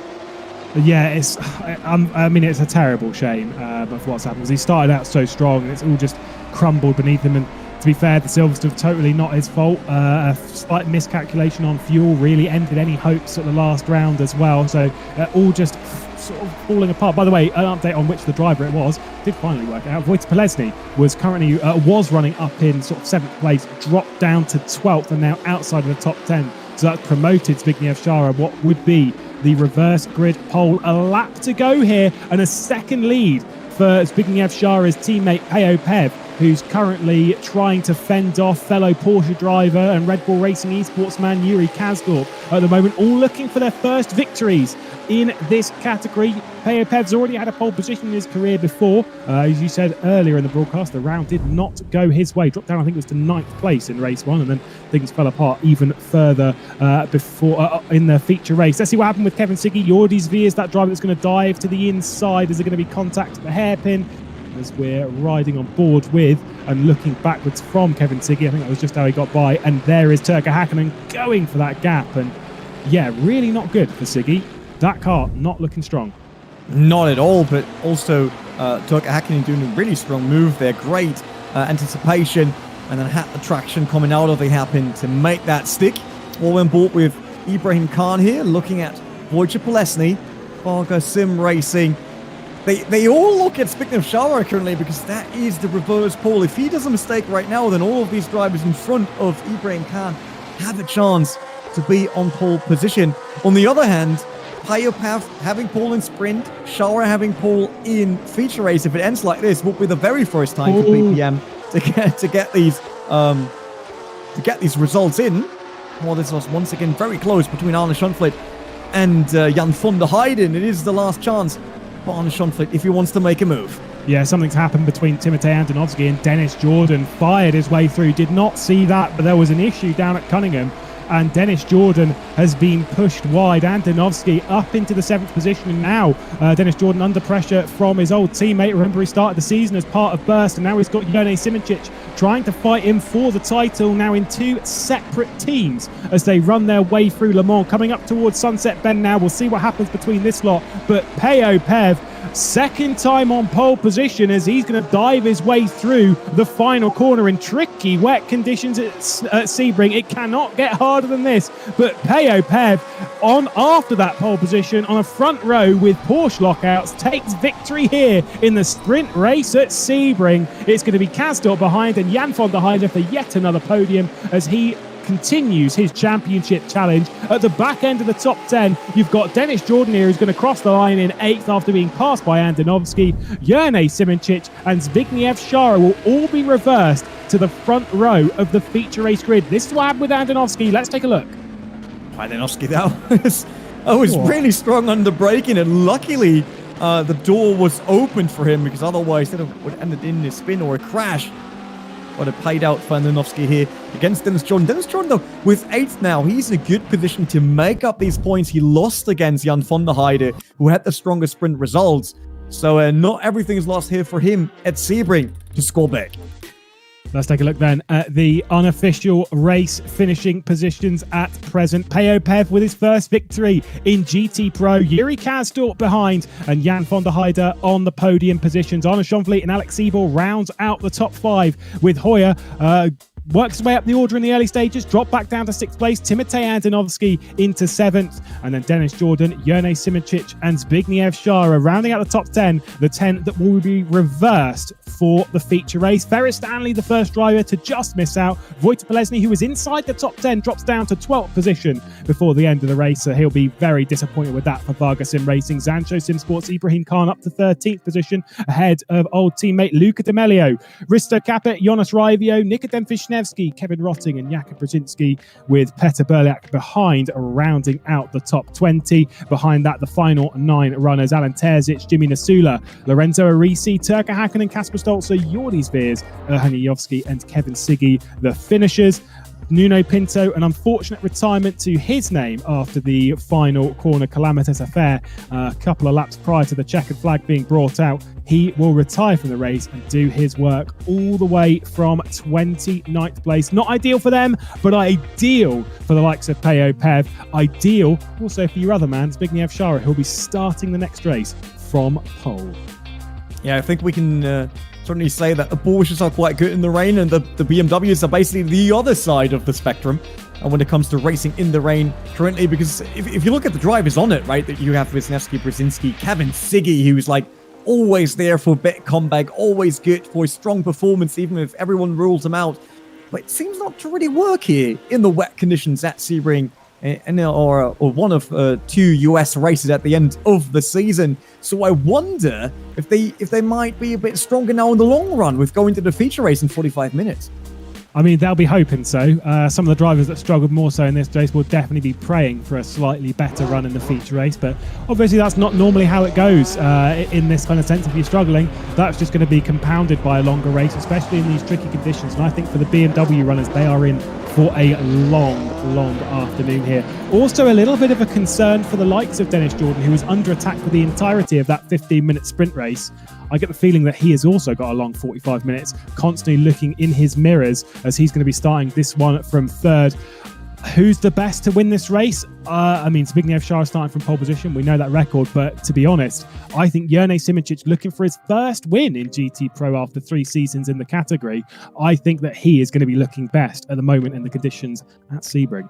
I would pick Simoncic as well. For a certain fact, I mean, it's raining as of right now, but it might stop at the end of the race, right? So as soon as the line gets more dry, the Porsches obviously lose pace. We know that the BMWs will become a bit quicker. And Szara, I don't really see him being capable of fighting everyone off there with the Bentley. So Simoncic on that Audi has a car that seems to run fairly okay-ish in the rain. We saw that in the sprint race. It works there. Not as quick as the Porsche, but way better than the BMWs. And it's okay in the dry conditions. So Simoncic has all the cars in hand right now to make a strong finish in the feature race. Yeah, of course, our focus as well drops a little bit further in the championship chase, not just for those at the top end, but also for those fighting further down the order. Peo Pev, an important win there, just escapes what will be a potential relegation position for now. Still 3 races to go in the season, though, and plenty of other drivers in that sort of playoff zone that might need to escape it before we reach the end of the season in just 3 races' time. I do question if maybe there's another way of approaching it where all 10 of the drivers at the bottom end of GT Pro get dropped down into that relegation race. We see the 5 from GT Challenge as well, all fighting out over just 5 positions. Could be a bit of a spicy affair, but obviously that'll be for a different season and a different day. It definitely is, but what isn't for a different day is the giveaway of our first steering wheel in the Fanatec Fan Attack, and for that, I'll send it over to our pit reporter, Heyde Millward. Yeah, just before we get into that, you were saying about drivers trying to get out of the flat-out relegation zone. I see that Ibrahim Khan is only 5 points off getting into the actual playoff spaces, so that's going to be one to look out for if he keeps putting in those decent results like he has just done. So without further ado, moving over to the Fanatec Fan Attack competition giveaway. I've been reliably informed that the Formula V2 winner is Ricardo Gama, like you said. You know, if you're lucky, I'll get the name right eventually. And the DLCs go to Just Fan and David Toth. So very well done to those. If you want to be in a shot of winning something like a Fanatec rim or some DLC or base rFactor 2 by the end of tonight, then all you have to do is just screenshot any Fanatec logo. Any Fanatec logo anywhere. Pop it on your social medias, on your Facebook, on your Instagram, on your Twitter, and use the relevant hashtags that'll probably go up on your screen in a second. And I could be either reading out your name or butchering your name. There we go. Reading out or butchering your name come the end. So just take a screenshot, post it on Instagram or Twitter, not Facebook. I do apologise, I got that wrong. And then just add the hashtag GTProS3 and the hashtag Fanatec to the post, and we will be picking winners within the final sort of 5 or 10 minutes of the feature race. Aiden, I have to ask you for your pick for a winner in the feature race. I mean, it seems like Lewis and me basically agree on Jurnej Simoncic having the best position as of right now. What about you? Simoncic is a good shout because he's got that mid-rear engine Audi and wet track. Probably won't burn out the tyres as much on that Audi as we've seen in GT Challenge and other races where the Audi has had that problem. But I think that all depends on whether or not the track stays wet enough for him to be able to pull that off. If it stops raining and the track dries out, then something else could come into play. But it's wet, anything can happen. So Yeah, I think I probably would take Simicic for the win on this one, provided all the cards add up. It seems like we don't even have to see the race. We all agreed on a winner. That's fine. That was the vote done. Jamie Simicic winning the feature race. No, obviously not is a 45-minute race. But what is interesting, Lowe's, for me, is that's the first time that we have wet conditions and 2 Porsche starting 10th and 9th being by far the strongest cars. So how quickly can they go through the grid as long as it's still wet? It did seem, though, towards the end of the race that Jan van der Heyde and Arne Schonvliet were closing up. The issue comes in, from their sense, in my opinion, would come from their aggression to carve their way through the order, at which point you would have to look once again at those 2 Porsches. You say they look like they've got the best car here. We know the Porsche goes well in the wet conditions on any circuit. Yeah, Porsche goes vroom. He does, indeed. Not so much anymore, though. We don't have a vroom or whatnot. Less on Yuri Kazdorp's car, but those 2 are quite aggressive drivers in a way that if there are 2 drivers that could come through the order in this kind of race, I wouldn't put it past them for potentially getting themselves maybe up onto a podium. I mean, hey, maybe a race win. We have seen before at this track, Michi Hoyer taking 2 race victories across the evening. We've seen it a few times in GT Pro previously. Of course, Erhan Yujovski doing it at Portland last season and Kevin Siggy doing it at Sebring last season. But we haven't seen one driver take 2 race victories this season either. It's a lot more mixed this season with the draft system. We also have so many different GT3s on the grid in the top 10. So I highly doubt that we see the same car winning here in Sebring either. Maybe Yuri Kazdorp wins and then Payopef wins the first race on the Porsche. But for that, I would expect we need a lot of rain. Question is, do we get that? Do we get more dry line now? Do we actually see that? Will we see people trying to run in the rain to cool down tires? Will we see people struggling with overtaking? Because obviously as soon as you leave the dry line, it gets quite complicated. So yeah, a lot of open questions for the feature race and a lot of action to come. I think the only person who know the answer to those is our very own Michael Fish, Mr. Jimmy Allison, being our weather reporter behind the scenes. Zbigniew Shah will be starting from pole position in the feature race alongside Jani Simicic, all looking for their first victory at this category. Dennis Jordan and Antonovsky alongside each other after a little bit of contact in the previous race. Michi Hoyer and Alex Siebel, 5th and 6th. Arne Schonvliet, Jan van der Heyde, 7th and 8th. Look strong towards the end of that race. Got themselves onto the podium in van der Heyde behind the 2 Porsches of Kazdorp and Payopef, our race victor from the sprint race. Ferris Stanley just missing out with Wojciech Polesny, dropped down to 12th place in the latter moments of the race. Ibrahim Khan and Luca D'Amelio, Risto Capit and Jonas Raivio, 15th and 16th. We've seen Risto Capit and Jonas Raivio all fight their way towards the front of the field, but Jonas Raivio, the only one of those 2 with a victory to his name. Nikodem Wisniewski and Kevin Rotting with Jakub Brzezinski and Petr Belex, and BMWs towards the back end of the top 20. And they'll be looking to march their way forward, but they may struggle in this race. Alan Terzic and Jimmy Nasula, Lorenzo Arisi and Turka Hakkinen with 5 more cars left on the grid. We've got Kasper Stolzer, Jordi Zveers, Erhan Yujovski, Kevin Siggy and Nuno Pinto will be the final driver after retiring from the previous race. Hani Al-Sabti, the driver, missing from the grid. And whilst we've had our predictions in and we've all picked the same driver, winner by vote, let's get everyone else's predictions into the chats, either Twitch, YouTube. Let's see what everyone else thinks. Who's going to come out on top in the feature race here? Just 3 races to go before we finalise the 3rd season in GT Pro powered by Traction.gg. 3 races, 2 venues. So we obviously visit Indianapolis for the last 2 races. And it's still pouring rain here, as we can see. We're on board with Dennis Jordan. Beautiful cam brought to you by Ruben Correa Alves. Absolutely love that one. From here of the Bentley, looking at Zbigniew Shara. So in 3rd position, that is Simicic on the right with his Audi R8. And then the Bentley of the BPM driver. It is, I mean, these are not the conditions I like to race in real life. I'm one of these drivers that, preferably, if I could choose, I would only race in the dry. Not because I don't have the talent, just because it looks better on pictures afterwards of the race. But yeah, you know, like that will be tricky with all these cars and everyone pushing from the back, with the Porsche being so quick early on. I hope everyone survives it in the first 3 corners.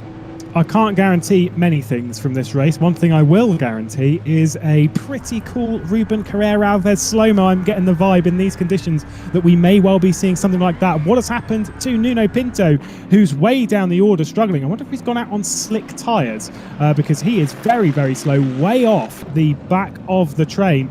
He'll be trying to get round to pit lane if that is the case, because the race has begun. He can't just escape and return to pit lane and start from it. He will have to return to pit lane. I wonder if he's just gone out on slick tyres. That would kind of make sense in his current scenario as to why he's struggling so much. Zbigniew Szara for Butler Pow Motorsports will be starting from pole position in the penultimate feature race of the season. Jurnej Simoncic alongside Dennis Jordan and Andonovski behind on the second row of the grid. Feature race here at Sebring in GT Pro Season 3, powered by Traction.gg. Look at Timotej Andonovski trying to jump the start on that second row. It has backfired dramatically as Zbigniew Szara is underway from pole position, defending to the inside of Jurnej Simoncic, who's looking to fight in the early stages. Yellow flag already out. That'll be for Nuno Pinto on his sort of struggling lap. And everyone rolling through. Lorenzo Arisi off on the left-hand side of your screen already as we dive our way down to turn 2. I think there was a Bentley off in the background trying to dive his way down the order.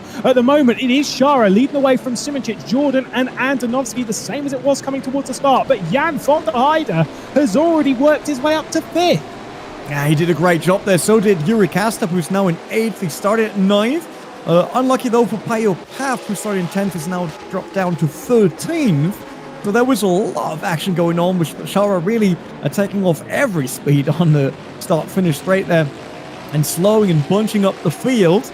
Paid off for him, didn't pay off for his teammate though, but Jan van der Heyde, with being on 5th already, he is close to attacking Dennis Jordan, who's in 3rd right now, and this is probably the battle for the championship, even here already in Sebring. Let's take a look at what happened on board with Lorenzo Arisi. He got one of the BMW Team GB cars. Oh, that was Erhan Jajowski, maybe just pinching him a little bit. I think he was giving plenty of room, or I'd say plenty of room in these conditions. It's probably not quite enough, you could say. It was just about a car width, and the slip and slide from the front end of Lorenzo Arisi's Callaway just tapped the side of the Radical in the hands of Erhan Jajowski, and he went for a spin. Erhan Jajowski, I think, might have got away unscathed from that scenario. Antonovski we're on board with at the moment, marching forward pretty sharpish as well. Arne Schonvliet, who's right on the back of Yuri Kasdorp, did well in the opening lap to get up to 7th place, battled it out with Michi Hoyer and got by, but Arne Schonvliet is also moving forward, dropped back a couple of positions on the start, but now he is reigniting his challenge and looking pretty pacey. He definitely does, and get a bit great here. Everyone neatly behind each other, while we see Payopaf now attacking Aristo Capit on the inside. That should work out for the Porsche. Well, you need to be aware of the accident of that corner, not getting too close to the wall. We saw that in relegation, people clipping it and throwing away their car there, but worked out for everyone. But Casper Stolzer also now on to Aristo Capit already. It seems like the Bentley is really struggling in these conditions right now. Yeah, Stolzer will know that better than most, because he will, in the practice that they would have done prior to this, of course, he would have been fighting with his teammate in those practice sessions, being Jordi Zveers, who's also in the 2020 Bentley as well. A couple of positions behind is Jordi Zveers as they've been rising up the order. Oh, that's Wojciech Polesny round. So he had a bit of drama at the end of the previous race, and that continues into the start of this one as he is down the escape road at T3 after a slide. Whether it was by himself or assisted, I do not know. And in these conditions, it's so easy for that to have gone either way. That was tricky there, and Simoncic, now that's our pick for the win. We all agreed on that Jurnej Simoncic is the favourite in these conditions now with the car he has. But he's still off nearly half a second to Zbigniew Szara. But seeing how all the other Bentleys do in these wet conditions, I think he should be able to close the gap. Payopaf back to 11th, Ibrahim Khan now in 10th, and then Michi Hoyer in 9th. Yuri Kasdorp already in 6th, right behind Jan van der Heyde. So these two really got started into this feature race very well. Yeah, I think Siebel let Yuri Kasdorp through. Of course, two teammates now a part of Red Bull Racing Esports, so I think they've switched around. Alex Siebel just playing kind to his teammate. Arne Schonvliet's looking very fast at the moment. Saw him really close. Maybe was looking for a dive into tower. This is looking backward. I believe that might be Ibrahim Khan to the inside of T3. Certainly is in that Ferrari. There's contact. I'm not 100% sure from that angle if that was Polesny trying to come back across the front of that Ferrari and make contact with the side, or whether it was Ibrahim Khan maybe going into the side of the 650. Either way, they've been together, and there is Polesny around. That angle didn't really show it too well. At least from Polesny's angle for Varga Sim Racing. Very, very patient, waiting for everyone to come through, which is exactly what we want to see in that scenario. Jan van der Heyde looking really pacey right now. Yeah, Wojciech Polesny got very unlucky there with touching the grass previously, because without that, there wouldn't have been an attack next corner. And now that really punished him massively.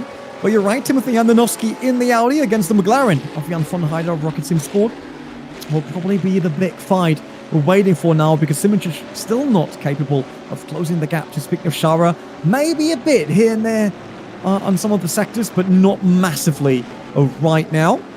But with Yuri Kasta closing the gap, because that Porsche is quick for sure in the current conditions, that might be a three-way battle really, really soon.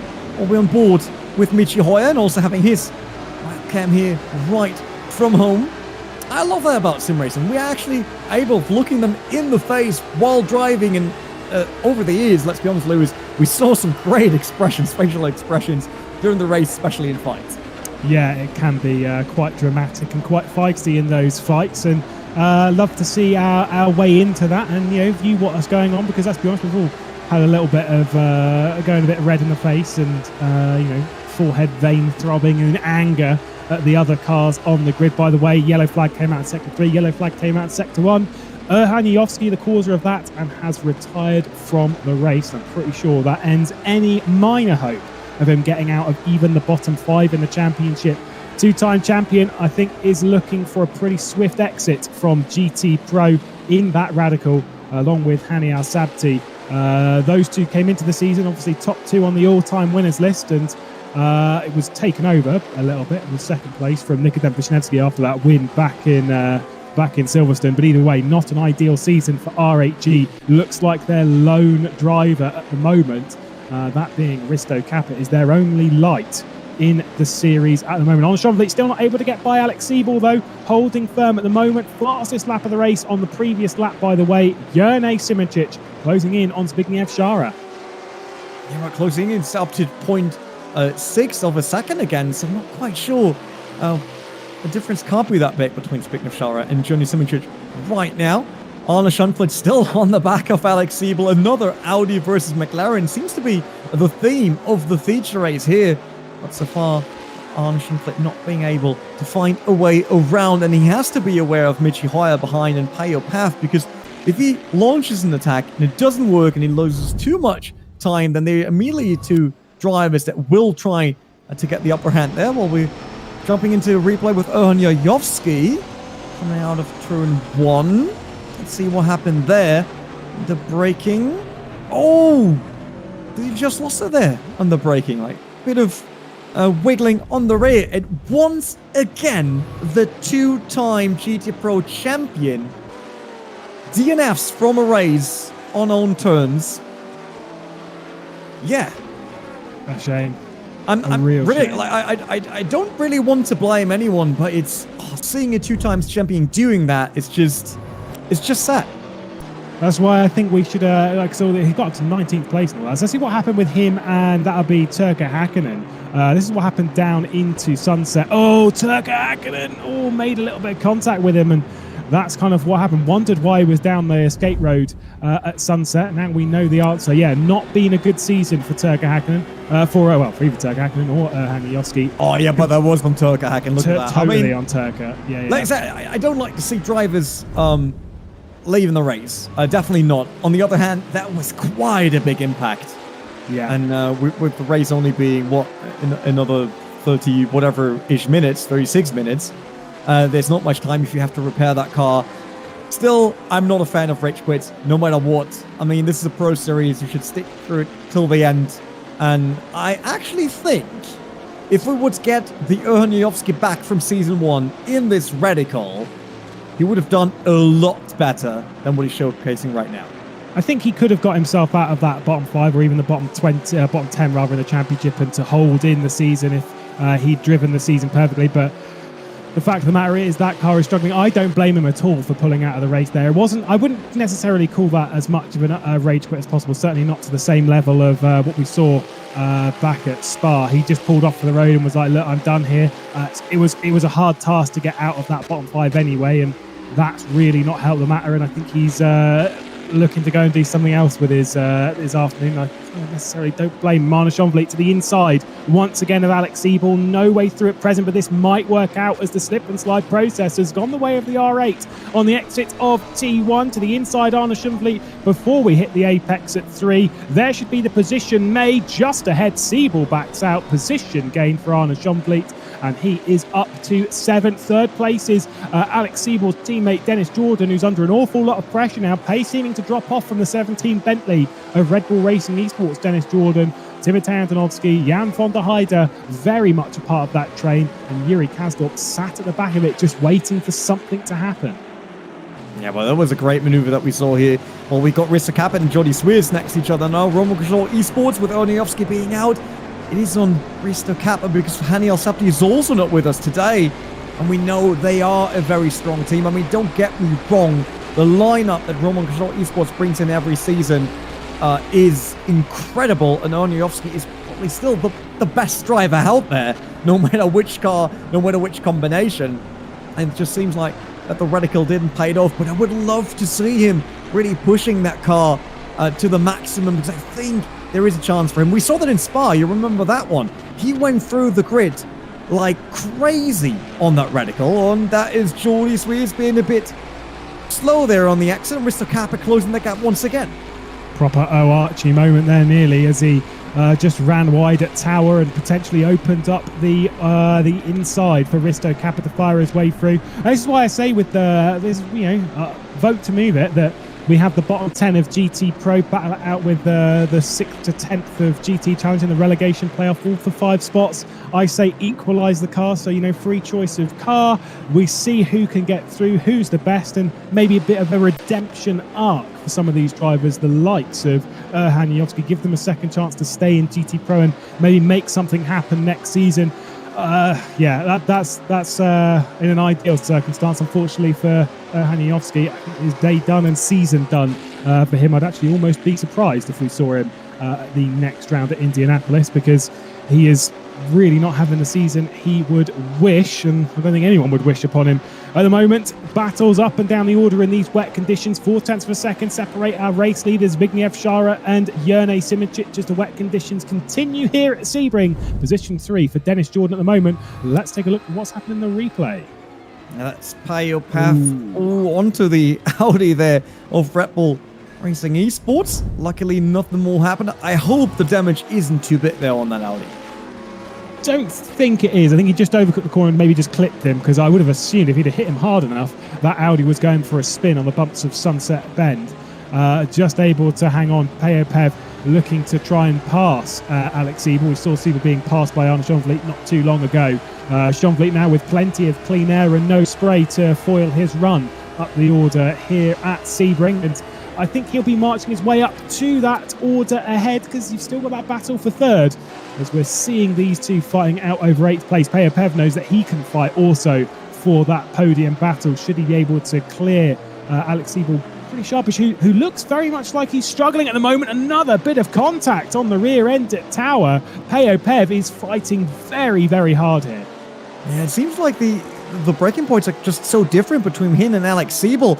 He really wants to pass him, although looking at Payo Pev's current championship situation, he should probably just chill out, trying to bring that home, because if he spins out, then once again he finds himself in relegation territory, or even worse. Yeah, the thing is with this battle as well is that it's not too far behind for Alex Siebel to even be dropping outside of the top 10. Of course, he's got Payo Pev directly on his 6, who we're riding on board with at the moment, looking for a dive to the inside at Sunset Bend. I think he might be able to do this. Siebel backs out and allows Payo Pev through. The next person that he's going to be focused on would be that of Mr. Michael Hoyer, directly behind at the back end of the top 10. Old teammates, they were working together other rounds of the championship when Alex Siebel was part of Evolution. Now, not so much. Alex Siebel, part of Rebel Racing. Richie Hoyt still a part of Burst. By the way, Yuri Kasdorp has made a position up 5th place. Got by Jan van der Heyde. I'm pretty sure that was down at Sunset. He is working up to the podium.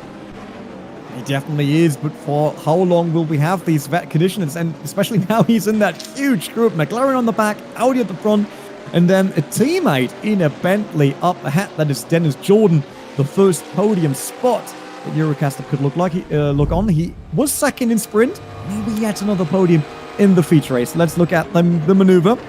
It was Sunset Bend. Oh, look how strong the car is on the braking in the wet. Impressive.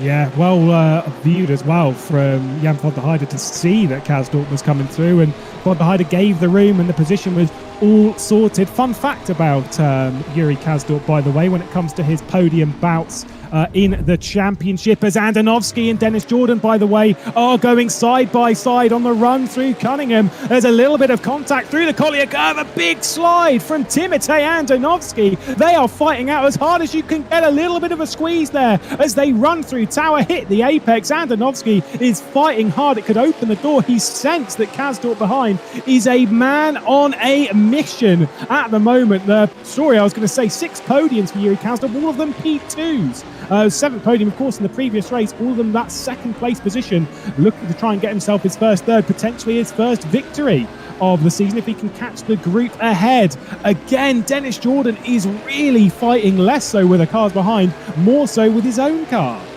I mean, look at that. That's a heated up group battle that we have here, and Andonovski's not giving up. Dennis Jordan, luckily, back on 3rd after the previous maneuvers we saw. Now around the outside in Sunset Bend. Yuri Kasdorp also looking up the inside. There might be a chance if Andonovski goes very wide now. There's Yuri Kasdorp trying to get involved. Better traction on the exit off the corner, and he might move up to 4th. That is now Red Bull Racing Esports on 3 and 4.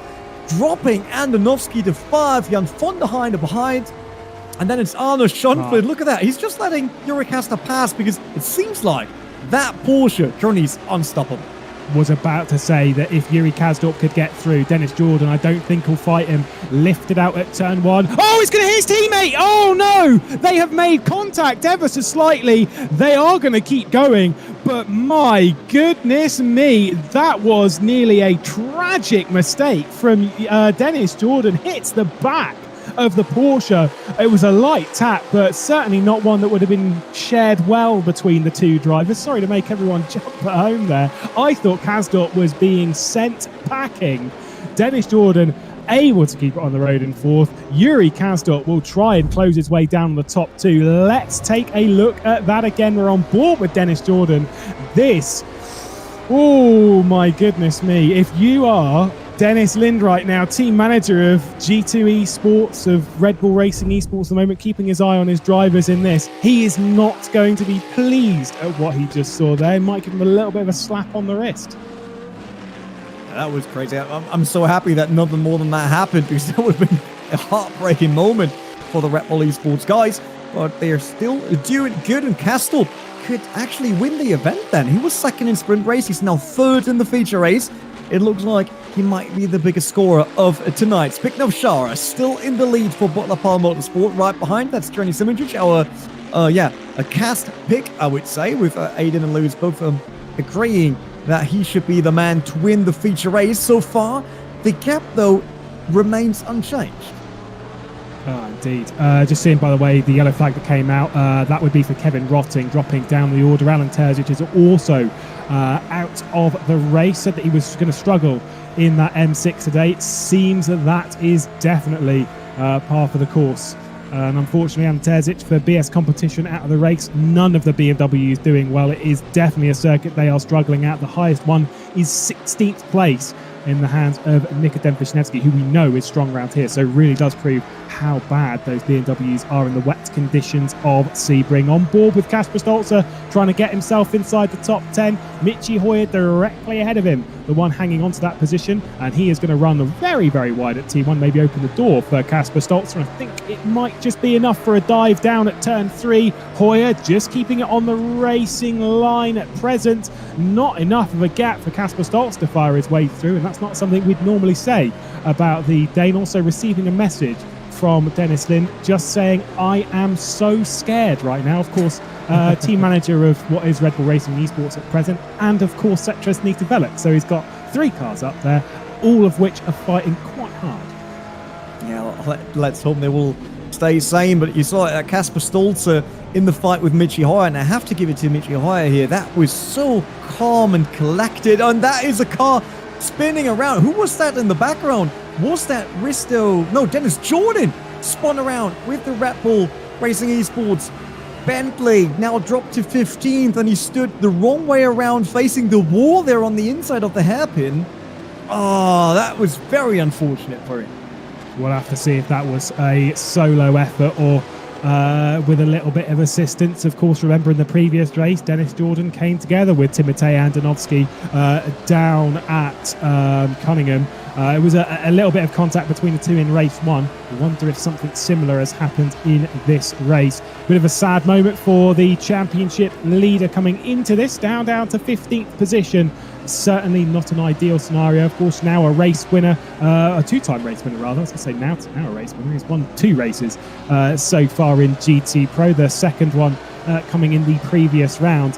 Seeing lots of new winners this season. Looks like that's going to continue today, as no one in the top 6, I believe, have won races.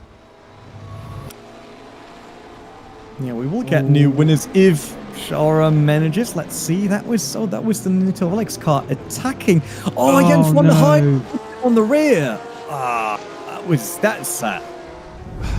I'll say it now, that gap wasn't open. I don't think for Jan van der Heyde. It was always going to be a cutback in that scenario from Dennis Jordan, and that gap, for me, wasn't really going to be his, but alas, the contacts happened, and Dennis Jordan's gone for a spin. I don't think he'll be particularly happy as compatriot driving that Rocket Simsports car. Van der Heyde might be in a touch of trouble. This is looking backwards from Dennis Jordan, so you'll see Andonovski switch back. That is a lovely, lovely dive, I will have to say. Really nicely done.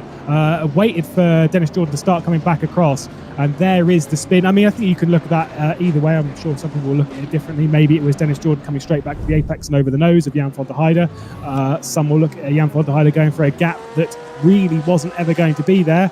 I'm going to sit lovely on the fence on that one and peer over either side and see both arguments.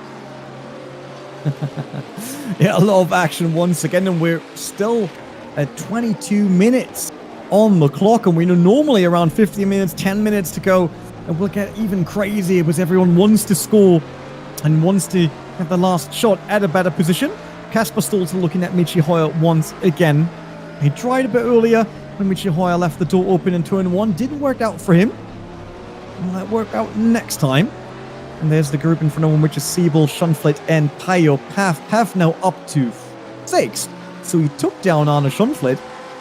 Might be able to then have a top 5 finish once again after the win in the sprint race. Not as strong at the start as Yuri Kastop was, who is in third right now and is looking at a second podium tonight. But not bad either. Yeah, I think the drivers around, we were expecting these Porsches to come back through the order. I'm really impressed with the speed that Kasdorp's come through. But, you know, there's still plenty of time left in this race. We've still got 22 minutes. We've only realistically just passed the halfway point in the feature race here, the penultimate feature race of the season. So really, really important for championship challenges, and more so than anyone else up towards the top end. Realistically, Jerne Simoncic is the one. He desperately needs to take a victory here if he is to sort of rebound from a poor round at the Nürburgring. His drop score being used there. He got a bit of a dive there from Kasper Stolze, not able to get it there at T1. But yeah, Simoncic, if he wins this race, he definitely fires himself into championship contention. Yeah, but it also means that the championship is still open for the last race in Indianapolis, where we'll then see Jan van der Heyde, Simoncic, and maybe Michi Hoyer fighting for the big trophy. Will be a very interesting finish to us third season. The first season that saw a car draft at the beginning of it, which was quite interesting. And let's see what happens in season 4. But for now, I just enjoy that we have such an open championship. It's not yet set in stone who is winning it. Kasper Stolze, he tried several times now already with the Jean Alesi Callaway Corvette. But he also has Ibrahim Khan, the Sancho driver, right behind. So he's losing too much time here in the rain. And Ibrahim Khan might have a move on him. Yeah, I'm trying to do some rough points here, which is, by the way, really hard work when so much chops and changes in this championship. At the moment, things are looking actually really good for the driver that is in P5 on the road at the moment. Jan van der Heyde, he jumped up to the championship lead after race 1, courtesy of the points that he gained from that with a 3rd place. So things are looking better in this race, especially considering Dennis Jordan, who was his closest rival in that race, is now down in 15th place, which would, in this sense, promote Michi Hoyer to 2nd in the championship, just 11 points down on the German of Jan van der Heyde. Looking like it's going to be a tight fight come Indianapolis, and I don't think anything that changes in this race is going to stop that from being the case. It is going to be a thriller at the Brickyard, I am absolutely sure, in a couple of weeks' time when we hit that final round of the season. Jimmy Allison will just change the last race to oval only. And then I'd be up for that. I don't think any of the drivers would only the other way around. Reversed, mirrored. Wait, what? That gets the same again, right? Yeah, I don't think any of the drivers would be up for that. I'd be up for it. Well, we have another fight on our hands with Kasper Stolze around the outside this time into turn 1. Michi Hoyer trying to keep it tight and close to the wall there. Might have a better exit there with the engine in the rear compared to the Corvette. Ooh. And the braking should have it there. And Ibrahim Khan also gets involved. That's what I was talking about prior. That they will slow down and they will bring Ibrahim Khan into this fight. In front of them, by the way, is Alex Siebel on 8th. The other Red Bull Racing Sports driver on McLaren, if I'm not mistaken. Might be an Audi, actually. No, it is an Audi, not a McLaren. But Kasper Stolze, how often did he had a look around Michi Hoyer now? Like 5, 6 times already? Let's see if he gets desperate there. He's pushing for more. Bit of a slide there coming out of the hairpin for Michi Hoyer. I would say this could be the best opportunity for Kasper Stolze, but how many times have we said something like that? He's just not able to find his way past the German at the moment. That R8 looking very, very comfortable and controlled in the hands of Hoyer. And Kasper Stolze, who we're seeing the onboard view of at the moment, is pushing hard. Look at that. Love seeing that. Obviously, with the new overlay that we've got here in rFactor 2 and the additions that we're constantly seeing, you can see his throttle input and watch it. Look at how long it is taking him to get flat onto the pedal. You think these conditions are hard? Well, they certainly are. There we go. Even through Bishop, which is normally a flat-out corner, it was a big slide. Speaking of big slides, oh, I think that might be one to queue up for the classic slow-mo replay. Just behind this, going through Bishop, Ibrahim Khan just had an enormous slide. I thought he was going to take these two out. Such a big slide. There's Michi Hoyer, and you can see he's looking pretty frustrated. I don't know about you. Yeah, I mean, he wants to get rid of Kasper Stolze on the map because he can't really concentrate on closing the gap to Alex Siebel. And talking about the gap, there is Kasper Stolze once again sending it up the inside. That was too late for Michi Hoyer to react and even close the door. Seems like he wanted to cruise through it, and now there's not a lot of space to the wall. Luckily, both make it through, and once again, it seems like Michi Hoyer will come on top. They have slight contact here on start finish straight, going into turn 1. Contact once again, but the Burst Esports driver keeping the car up front, still 9th, and another attempt that didn't end in success for Kasper Stolze.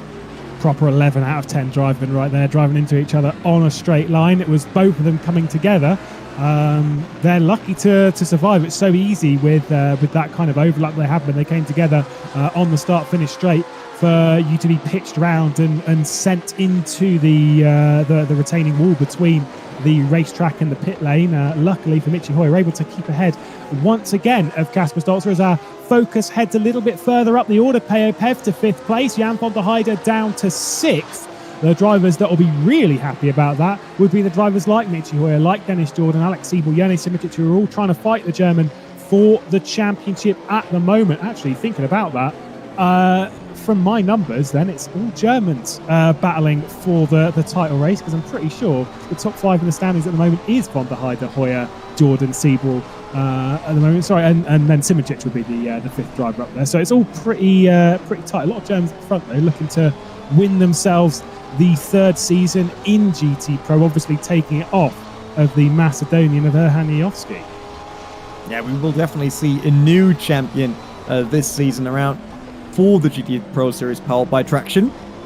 But on the other hand, let's be real, if Erniowski finds a way to stay in relegation or directly in the championship, he will pick a different car next season. I will put him on the list immediately for a third championship title. Yeah, well, we'll have to wait and see on that one.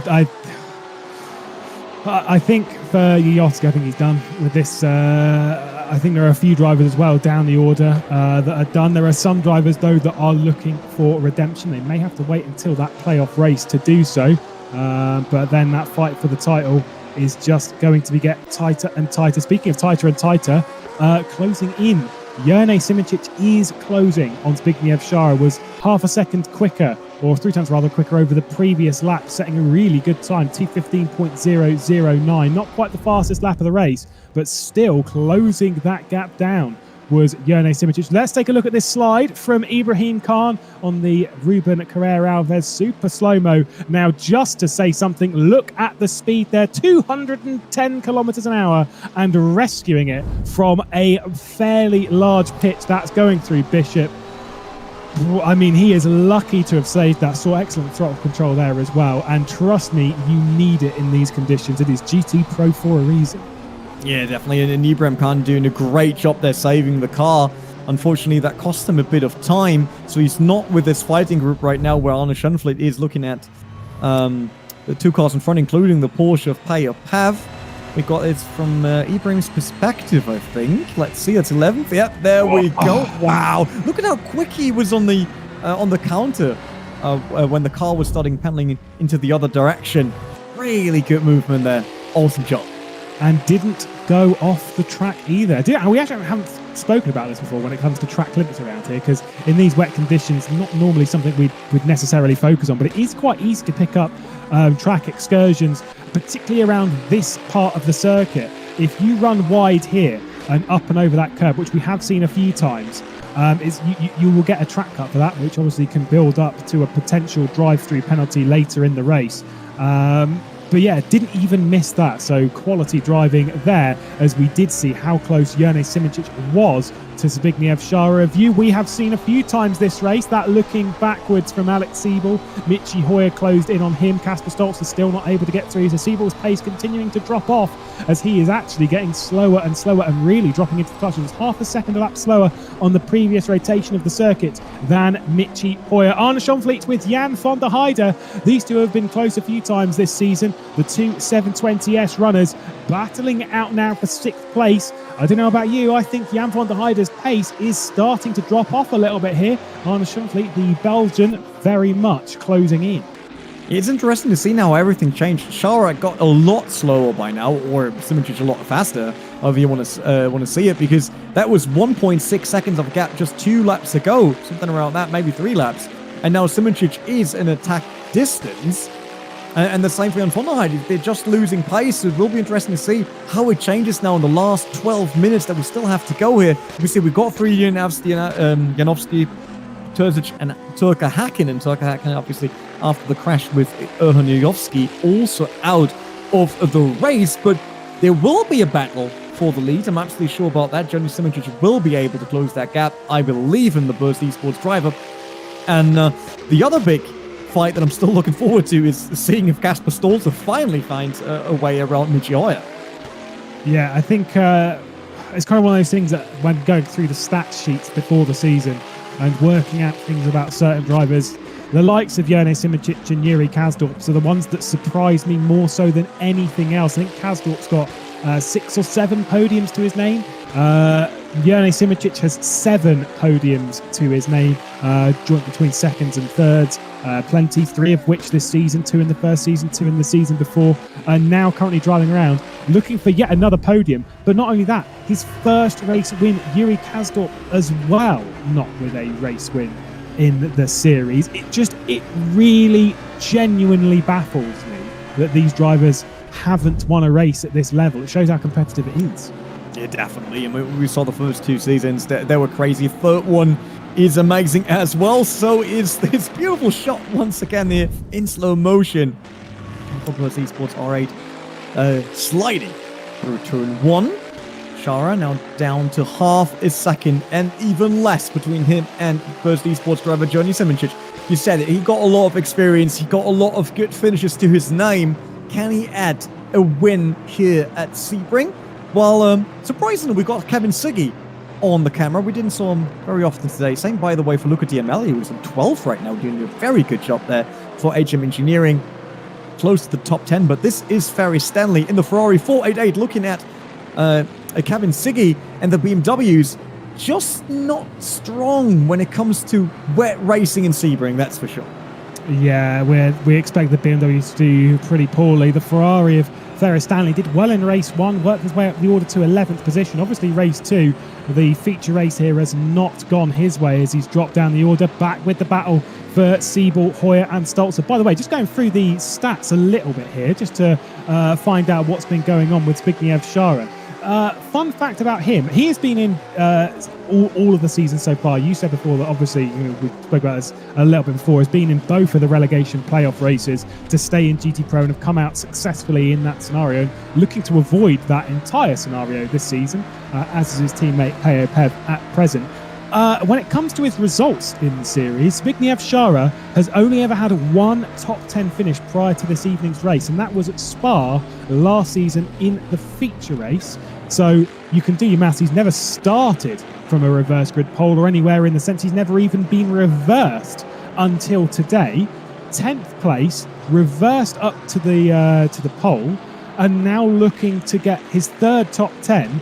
More importantly, first podium, first victory as well. That is a high-pressure scenario, especially when you've got a driver as well accomplished as Jone Simoncic behind you. Yeah, I will still give it to Simoncic in terms of like who has the cards in his hands for right now, because he is the most experienced driver of these two. Szara, as you said, not having a podium so far in the GT Pro Series. Obviously, this one would be very important for him to get out of these relegation spots. Both drivers, Payapav and Zbigniew Szara, had always been in relegation since the start of the GT Pro Series. So they want to avoid that for Season 3 at least, but it won't be easy. And Simoncic now down to 0.2 to 3 of a second. So that will be a tough fight. Win is still 8 minutes away. He's gone through. Jone Simoncic at the front of the field at T1. Jone Simoncic has got it done, but Zbigniew Szara with the cutback. So much pressure, you could feel sick in the seat of Zbigniew Szara, but he is not driving like a man with that pressure on his shoulders. Back in front of Jone Simoncic. The harder they battle, the more that Yuri Kasdorp is a part of this. Szara trying to hang on in that Bentley at the moment. Good attempt from Jone Simoncic, but not quite enough. You said the gap was closing 0.2 of a second, dived it at T1. Szara saw it coming, and that is top tier driving at its finest. Got the cutback back down the inside, and by the time they hit 3, Szara was back out front. And there was a slight adjustment in his steering as he saw the Burst Esports R8 diving in there of Simoncic, and that's how he created that cutback. Very well done, but just imagine Yuri Kasdorp, there's a 3-second gap, but there's still 7 minutes to go. So what if he can actually get into this fight and even get away with a win? I mean, that will be incredible, because these two will not stop fighting now until the end of the race, while Yuri Kasdorp has nothing to worry from the back because Andonovski is 1.5 seconds away, and he has a clean track right now to really lay down that performance of the Porsche. And he's one of the fastest drivers on the circuit at the moment. The fastest on the previous lap was in fact Peo Pev, who set a 14.8. 10th slower was Yuri Kasdorp, but he is closing in a 10th here, a 10th there, half a second. Oh, it's going to be closer to even a second, nearly 2 over this lap. Ferris Stanley has got ahead of Kevin Siggy, the 2-time runner-up and now 4-time race winner at this level. Jimmy Nasula and Lorenzo Arisi behind in the 2 McLarens for Satellite Racing and Wave 3 Esports. Wojtek Bolesny, after a not so great start to the race, is not too far off the back of this grouping. Not too many laps to go, 6 minutes left on the clock. It'll be 3 laps to continue the race here at Sebring in these truly awful conditions. the wet weather is playing its part in the best possible way. Zbigniew Szara leading at the moment, 16-1 and 16-2 over the previous lap from those two. Yuri Kasdorp 15-0, 1.1 seconds closed. Yeah, that will be incredible. I really want to see Yuri Kasdorp joining them for the fight for the win here. While we see Kevin Siggy defending against Jimmy Nisula now. Once that Ferry Stanley went by in the Ferrari, the Sancho Ferrari, so there's now two Corvettes behind the BMW. And as we talked about so often already tonight, it is not the racetrack, not the race conditions for the BMW M6 GT3. Now we see Jimmy Nisula of Satellite Racing going for the inside into turn 1. That might be cruising up to 18th position, and it is. Kevin Siggy, no chance to defend, and that's hard to say, but we know that there are some tracks that favor your car, and there's some tracks that don't. And it seems like when it comes to rain Sebring, it doesn't here for the BMWs. Jenny Simoncic once again up the inside of Zbigniew Szara. There's contact. Szara is running right, but Simoncic could stop the car before having a big impact there. Has to step back to second place. So the fight is still on, but yeah, 4.5 minutes, a bit more than that. This will be crazy. They're sweating right now, I'm absolutely sure. Yeah, Kasdorp seeing this and is seeing them battle out. Like seeing that from Jone Simoncic. That dive was way too aggressive. He knew it. He could have escaped the corner a little bit quicker, but let's see his inputs. I'm pretty sure you'll see him basically slow down and wait for Zbigniew Szara to continue. So he could get on the throttle, full throttle, and continue there, but he waits. He knew that move wasn't on. The two came together and he allowed Szara to carry on. Not worth the penalty. The two fighting as hard as they can. Kasdorp getting involved in this a little bit more. Remember when I went through all those drivers that are contending for the championship? Well, to be honest, don't count out Yuri Kasdorp, who realistically, after a not so great start to the season, if you include drop scores and the like, I don't actually think from memory he's actually that far out of proceedings, so I wouldn't rule him out necessarily. Yuri Kasdorp was before going to Sebring, he was in 11th, trailing by 32 points to the leader Dennis Jordan. So yeah, there is a chance for him to be involved with the championship, and there is definitely a chance for him to be involved for the race win here in Sebring. To say that was Simoncic, I think it was a bit over-motivated on that one. Very late to dive in there. Luckily, Szara once again saw him come in there, open the door. It's something that, especially when it comes to endurance racing, you have to learn, right? There's no use for you to say, oh, it was his mistake when you got taken out. It doesn't save your race. It's like, read what's happening in the rearview mirror and then try to do the best with it. And it worked out there, but Kasdorp not down to 1.2 seconds. So definitely last lap. I see a three-way battle for the win. Yeah, we are on the penultimate lap here, and Kasdorp is closing in, and I think Jone Simoncic knows that. He senses that if he's going to do another attempt, it has to work, because if it doesn't work, Kasdorp is a part of it. Just going to read out some very quick live standings. At the moment, Jan van der Heyde leading the championship by just 9 points. Michi Hoyer behind, Dennis Jordan a few points back from that, and then Alex Siebel, Jone Simoncic also up there inside the top 5. A little bit of an update from where they're currently standing. Yuri Kasdorp is 24 points off the title lead at the moment, and to be fair, with the pace that he's got, I wouldn't necessarily rule it out, but the Porsche, we know it's strong in the wet conditions of Sebring, and he's trying to take as big advantage as possible over that. Second in race 1 on the podium once again. And, well, that would be some very, very good results. I'm pretty sure it would be the only driver to have got 2 podiums in one evening this season is Yuri Kasdorp. Depends, I would need to look that up, and I know that you basically sleeping in the book, so if you don't know, then I definitely don't know. But it could be. And Yuri Kasdorp is very strong right now. It's now down to 1.6 seconds. I mean, he is flying across the track, although Simoncic lost time as well. 0.7 now between him and Szara. So it seems like he had to step back quite a bit. With Michi Hoyer now looking into Alex Siebel. That's for position 8 on the grid. And Hoyer wants to score as much as possible because he really, really needs every single point if he wants to become champion here in the Pro Series. He took GT Challenge Championship in Season 1. He might be able to add the Pro Series trophy to it in Season 3. But right behind is also Kasper Stolz. a driver that is really going from strength to strength. But yeah, a lot of pressure behind. Any extra point that he can get and save in this scenario will help to no end in that title fight, because it is tough stuff in this championship. And heading into Sebring, there's the dive from Kasper Stolzer, who's just opened the door. Hoyer's going to hang on, a little bit of contact, but not too much. The pressure on Hoyer's shoulders, you can see it in his face. You can see how frustrated he's getting. Definitely. I just love that cam right now. That's perfect for this fight. I just don't see Kasper Stolzer currently being quicker. I think it's Michi Hoyer being blocked slightly maybe by Siebel, because we saw Siebel's pace dropping earlier in the race already. Although, on the other hand, Kasper Stolzer losing time every single time, coming back every single time. So he definitely is quick with that Corvette. It just didn't work out so far. Just not quick in the right places at the moment. Kasper Stolzer trying to find his way through on the German of Michi Hoyer. No way through at present. Hoyer's dropped back a considerable margin from Alex Siebel. Things not looking so great at the moment for Hoyer, and it looks like there might be a potential dive when it comes to Sunset Bend for that final time. We are on the last lap, the penultimate feature race of the season. Just 2 more races to go in 2 weeks' time when we head to Indianapolis. GT Pro continues its run stateside, and our focus now heads to Zbigniew Szara.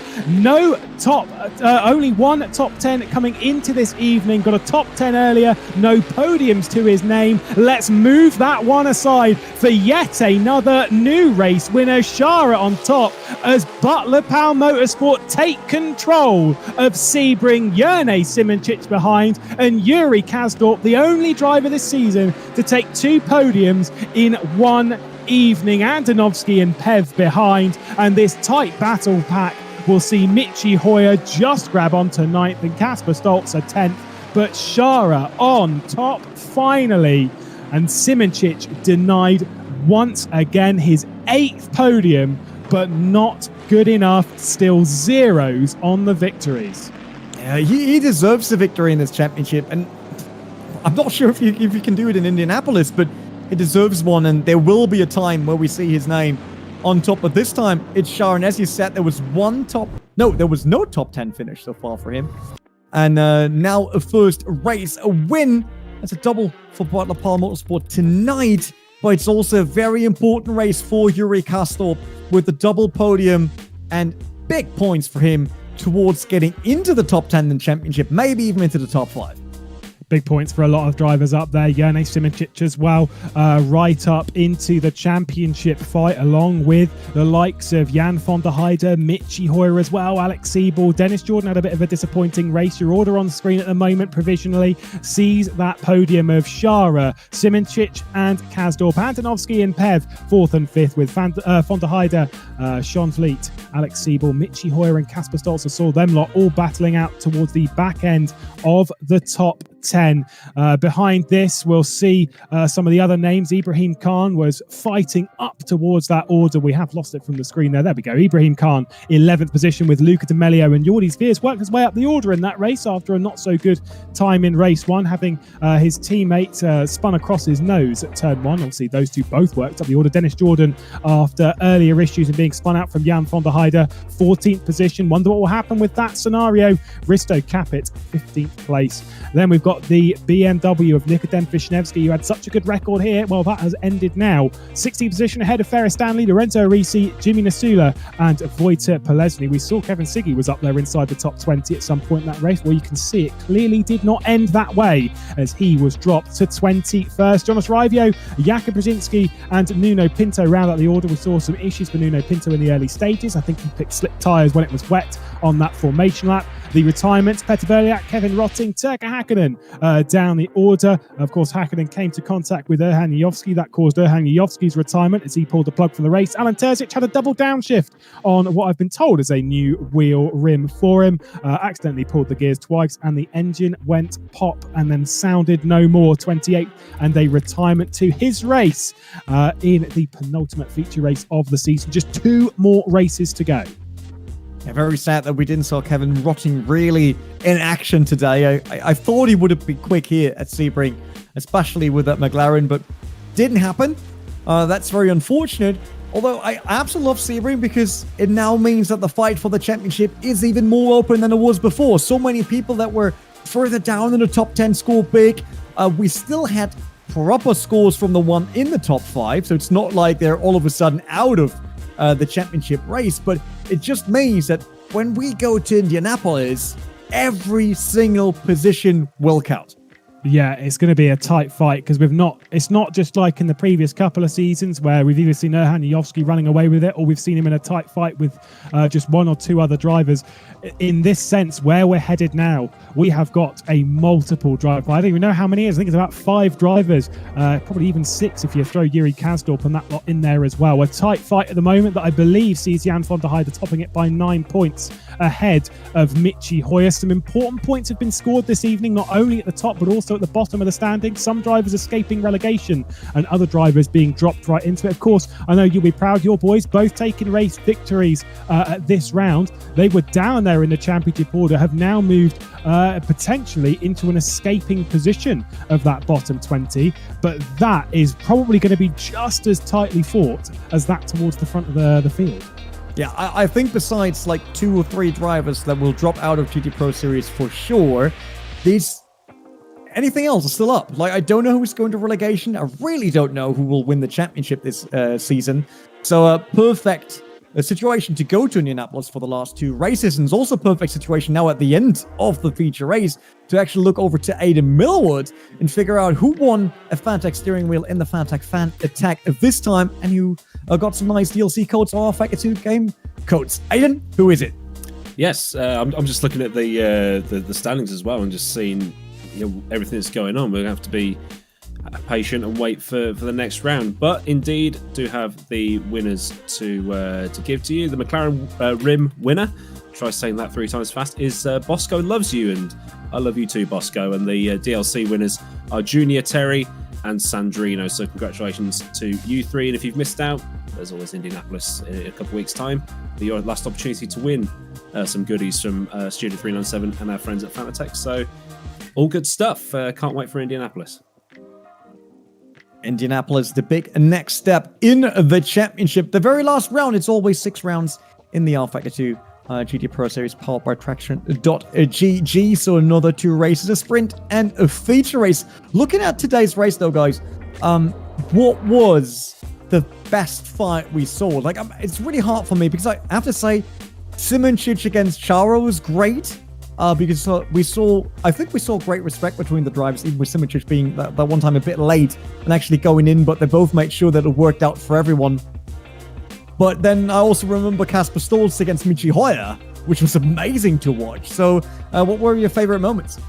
I think with some of the drivers, the likes of Dennis Jordan, Alex Sewell constantly being on the defence, saw some great battles behind them. Of course, we did see that incident between Dennis Jordan and Jan van der Heyde with Andonovski's, by the way, fantastic move into the turn 6 hairpin. Really, really nice dive. That is how you do a dive bomb. He just slowly moved. He waited for Dennis Jordan to move back across the road and then dived it back down the inside. Loved seeing that. Very smart approach. Very aggressive, but loved seeing it. I'd say from that race, obviously you've got to give kudos to Zbigniew Shara for defending when he had one top 10 before, which was at Spa, then had the top 10 here tonight, and then was defending from none other than Jerne Simoncic for that position. That is some high pressure environment. But the likes of Yuri Kasdorp and Peo Pev, who marched their way through that order, they put on a great display and showed us how it was done. And I think, to be fair, one thing that we really do need to say, which was after a dramatic, shall we say, Nürburgring, that was the kind of race we needed. Tricky conditions, a hard race track, but some great racing from the GT Pro grid. It definitely was, and I wonder if with 1 or 2 laps more, we might have seen Yuri Kasdorp winning, to be honest, with the pace he was doing there. Aiden, what was your favorite moment? I mean, you're sitting there, you're watching it all the time. What is it? I did quite like Andonovski's send on Dennis Jordan into the hairpin. It was just unfortunate that, I think, just from my own 2 eyes watching that in the moment, obviously no bias, I just think that van der Heyde wasn't expecting Jordan to come back inside and just make contact, and stuff happens. So we'll see what happens with that. But still, your guy managing to soak up all that pressure in a car that shouldn't have been performing as well as we would have thought. That's good going. So congratulations to Ziggy for the win. So we got the current standings, if I'm not mistaken. We got Sebring is already in there, which would see Jan von der Heyde now being in lead of the championship. Michi Hoyer in second and Dennis Jordan in third. So still the three Germans in control. Then Alex Siebel and Journey Simoncic in fifth. Yuri Kastop now from 11th up to 6th position. Massive jump for him. Same for, who else jumped there? Nuno Pinto, 14th. Speaking of Shara, up to 15th now, and Payopef even 12th. So we see one good race really changes the standings in just a championship of 6 rounds. But also the gaps are not huge between everyone inside the top 20 and even more. Look at Kevin Rotting, only plus 82 for now. So he can make it out of relegation. So just to give you a quick explanation who will be out by now. So it's Haniel Sapte, Erniowski, Turka Hakkinen, Jimmy Nisula and Peter Bielak, who would drop from the rFactor GT Pro Series powered by Traction.gg in case it ends today, which it doesn't. And Lorenzo Risi, Ibrahim Khan, Wojciech Polesny, Alan Terzic, and Kevin Rotting. 1, 2, 3, 4, 5. Yep, they would go to the relegation against position 6 to 10 from the GT Challenge Split 1. So they would have another additional 3 races, normally it is, to figure out who has to be sent down to challenge and who can stay in a pro. Highlighting the podiums there of all the drivers. And to no shock, by the way, it is correct that the only podiums this season, the only driver that's taken 2 podiums in 1 round this season, Yuri Kastorp, he is the round winner, so he'll net himself €400 for that honour. But not only that, really throws himself into championship contention. My points are actually surprisingly not terrible. They were almost right. It was just Dennis Jordan, the odd one out, who you can see there. The reason why today was his drop score, which, to be honest, I know obviously race 2 didn't work out for him, but for a round like that to be your drop score, he seemed pretty strong even still. I know obviously there was a lot of pace missing from that Bentley, but all things considered, if that's your worst round, not so bad. He is looking really, really strong and going to a track that he has won at before. Yeah, Indianapolis will be a great finish, and also great is the overview of our winners, because we have so many different ones for the evening. Tonight should be Yuri Kastop winning the overall points title with 2 podiums, as you said already, in sprint and feature race. Race winners, though, that will be the 2 BPM cars. So that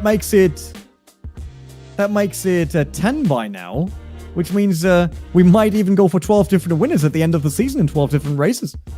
Yeah, 10 from 10, and a lot of brand new winners as well in the championship. Of course, Jordi Spears, that first race of the season, one of the rookies going for the VCO Rookie Award as well. And I think he's a little bit further down the order than he would want to be in this scenario. Not 100% sure which driver is going to be up there battling for the VCO Rookie of the Year award. I think it'd be Timotej Andonovski, who'd be the highest at the moment. So at the moment, we've seen a dramatic season. I don't want to say it, but I think we'd be hard pressed to go through a season and not see a repeat winner from a 30-car grid over 12 races. But that said, I can give you a list of at least 10 drivers that I could see taking top honours. So who knows? Yeah, no, I totally get that. It is crazy, and we saw so many surprises happening, I would say, during the championship. Although, Aidan, can you give us a quick overview before we leave our viewers today regarding the VCO Rookie Award? Like you said, Andonovski is leading. How's the rest looking like? Andonovski has 725 points. Then you've got Luca Di Meglio on 707. So it's still Luca's for the taking, but I think those are the only 2 that are in a shot of winning it realistically at this point in time. It would need something absolutely crazy to happen at Indianapolis for some of the others to get in. But Ibrahim Khan is him and Turka Hakkinen are the 2 bottom ones. Turka Hakkinen's actually at the bottom. He's in 28th overall. They got Ibrahim Khan in 24th. One more good result for Ibrahim Khan, he can be out of the playoffs and then safe for next season. So it's all to play for at the top, and I suppose at the bottom as well for those wanting to not have to walk away with the wooden spoon or get relegated. Yeah, not getting relegated, not getting dropped, or winning the championship trophy. All that will be answered in our very last round. Round 6 at Indianapolis, 17th of May. So that's Monday in 2 weeks. Make sure you got that marked down on your calendar. Obviously, rFactor 2 will return with the GT Challenge Series, brought to you by Heyde Millward and Lee Smith on the next Monday. So it's not like you have to sit out for 1 week, not seeing any racing action. Nope, it will definitely happen. So make sure to be around for that one. I got nothing else to add for today at Sebring. It was a wet race. It was a great race. And I'm sure that Indianapolis will bring us even more. Once again, thanks to Aiden and Luz for joining me tonight. Also, big thanks to our partners, Traction.gg, VCO, and Fanatec. Don't forget about the Fanatec Fan Attack next time around as well. So another 2 wheels up for grabs. My name is Renee, and I see you guys next time. Goodbye.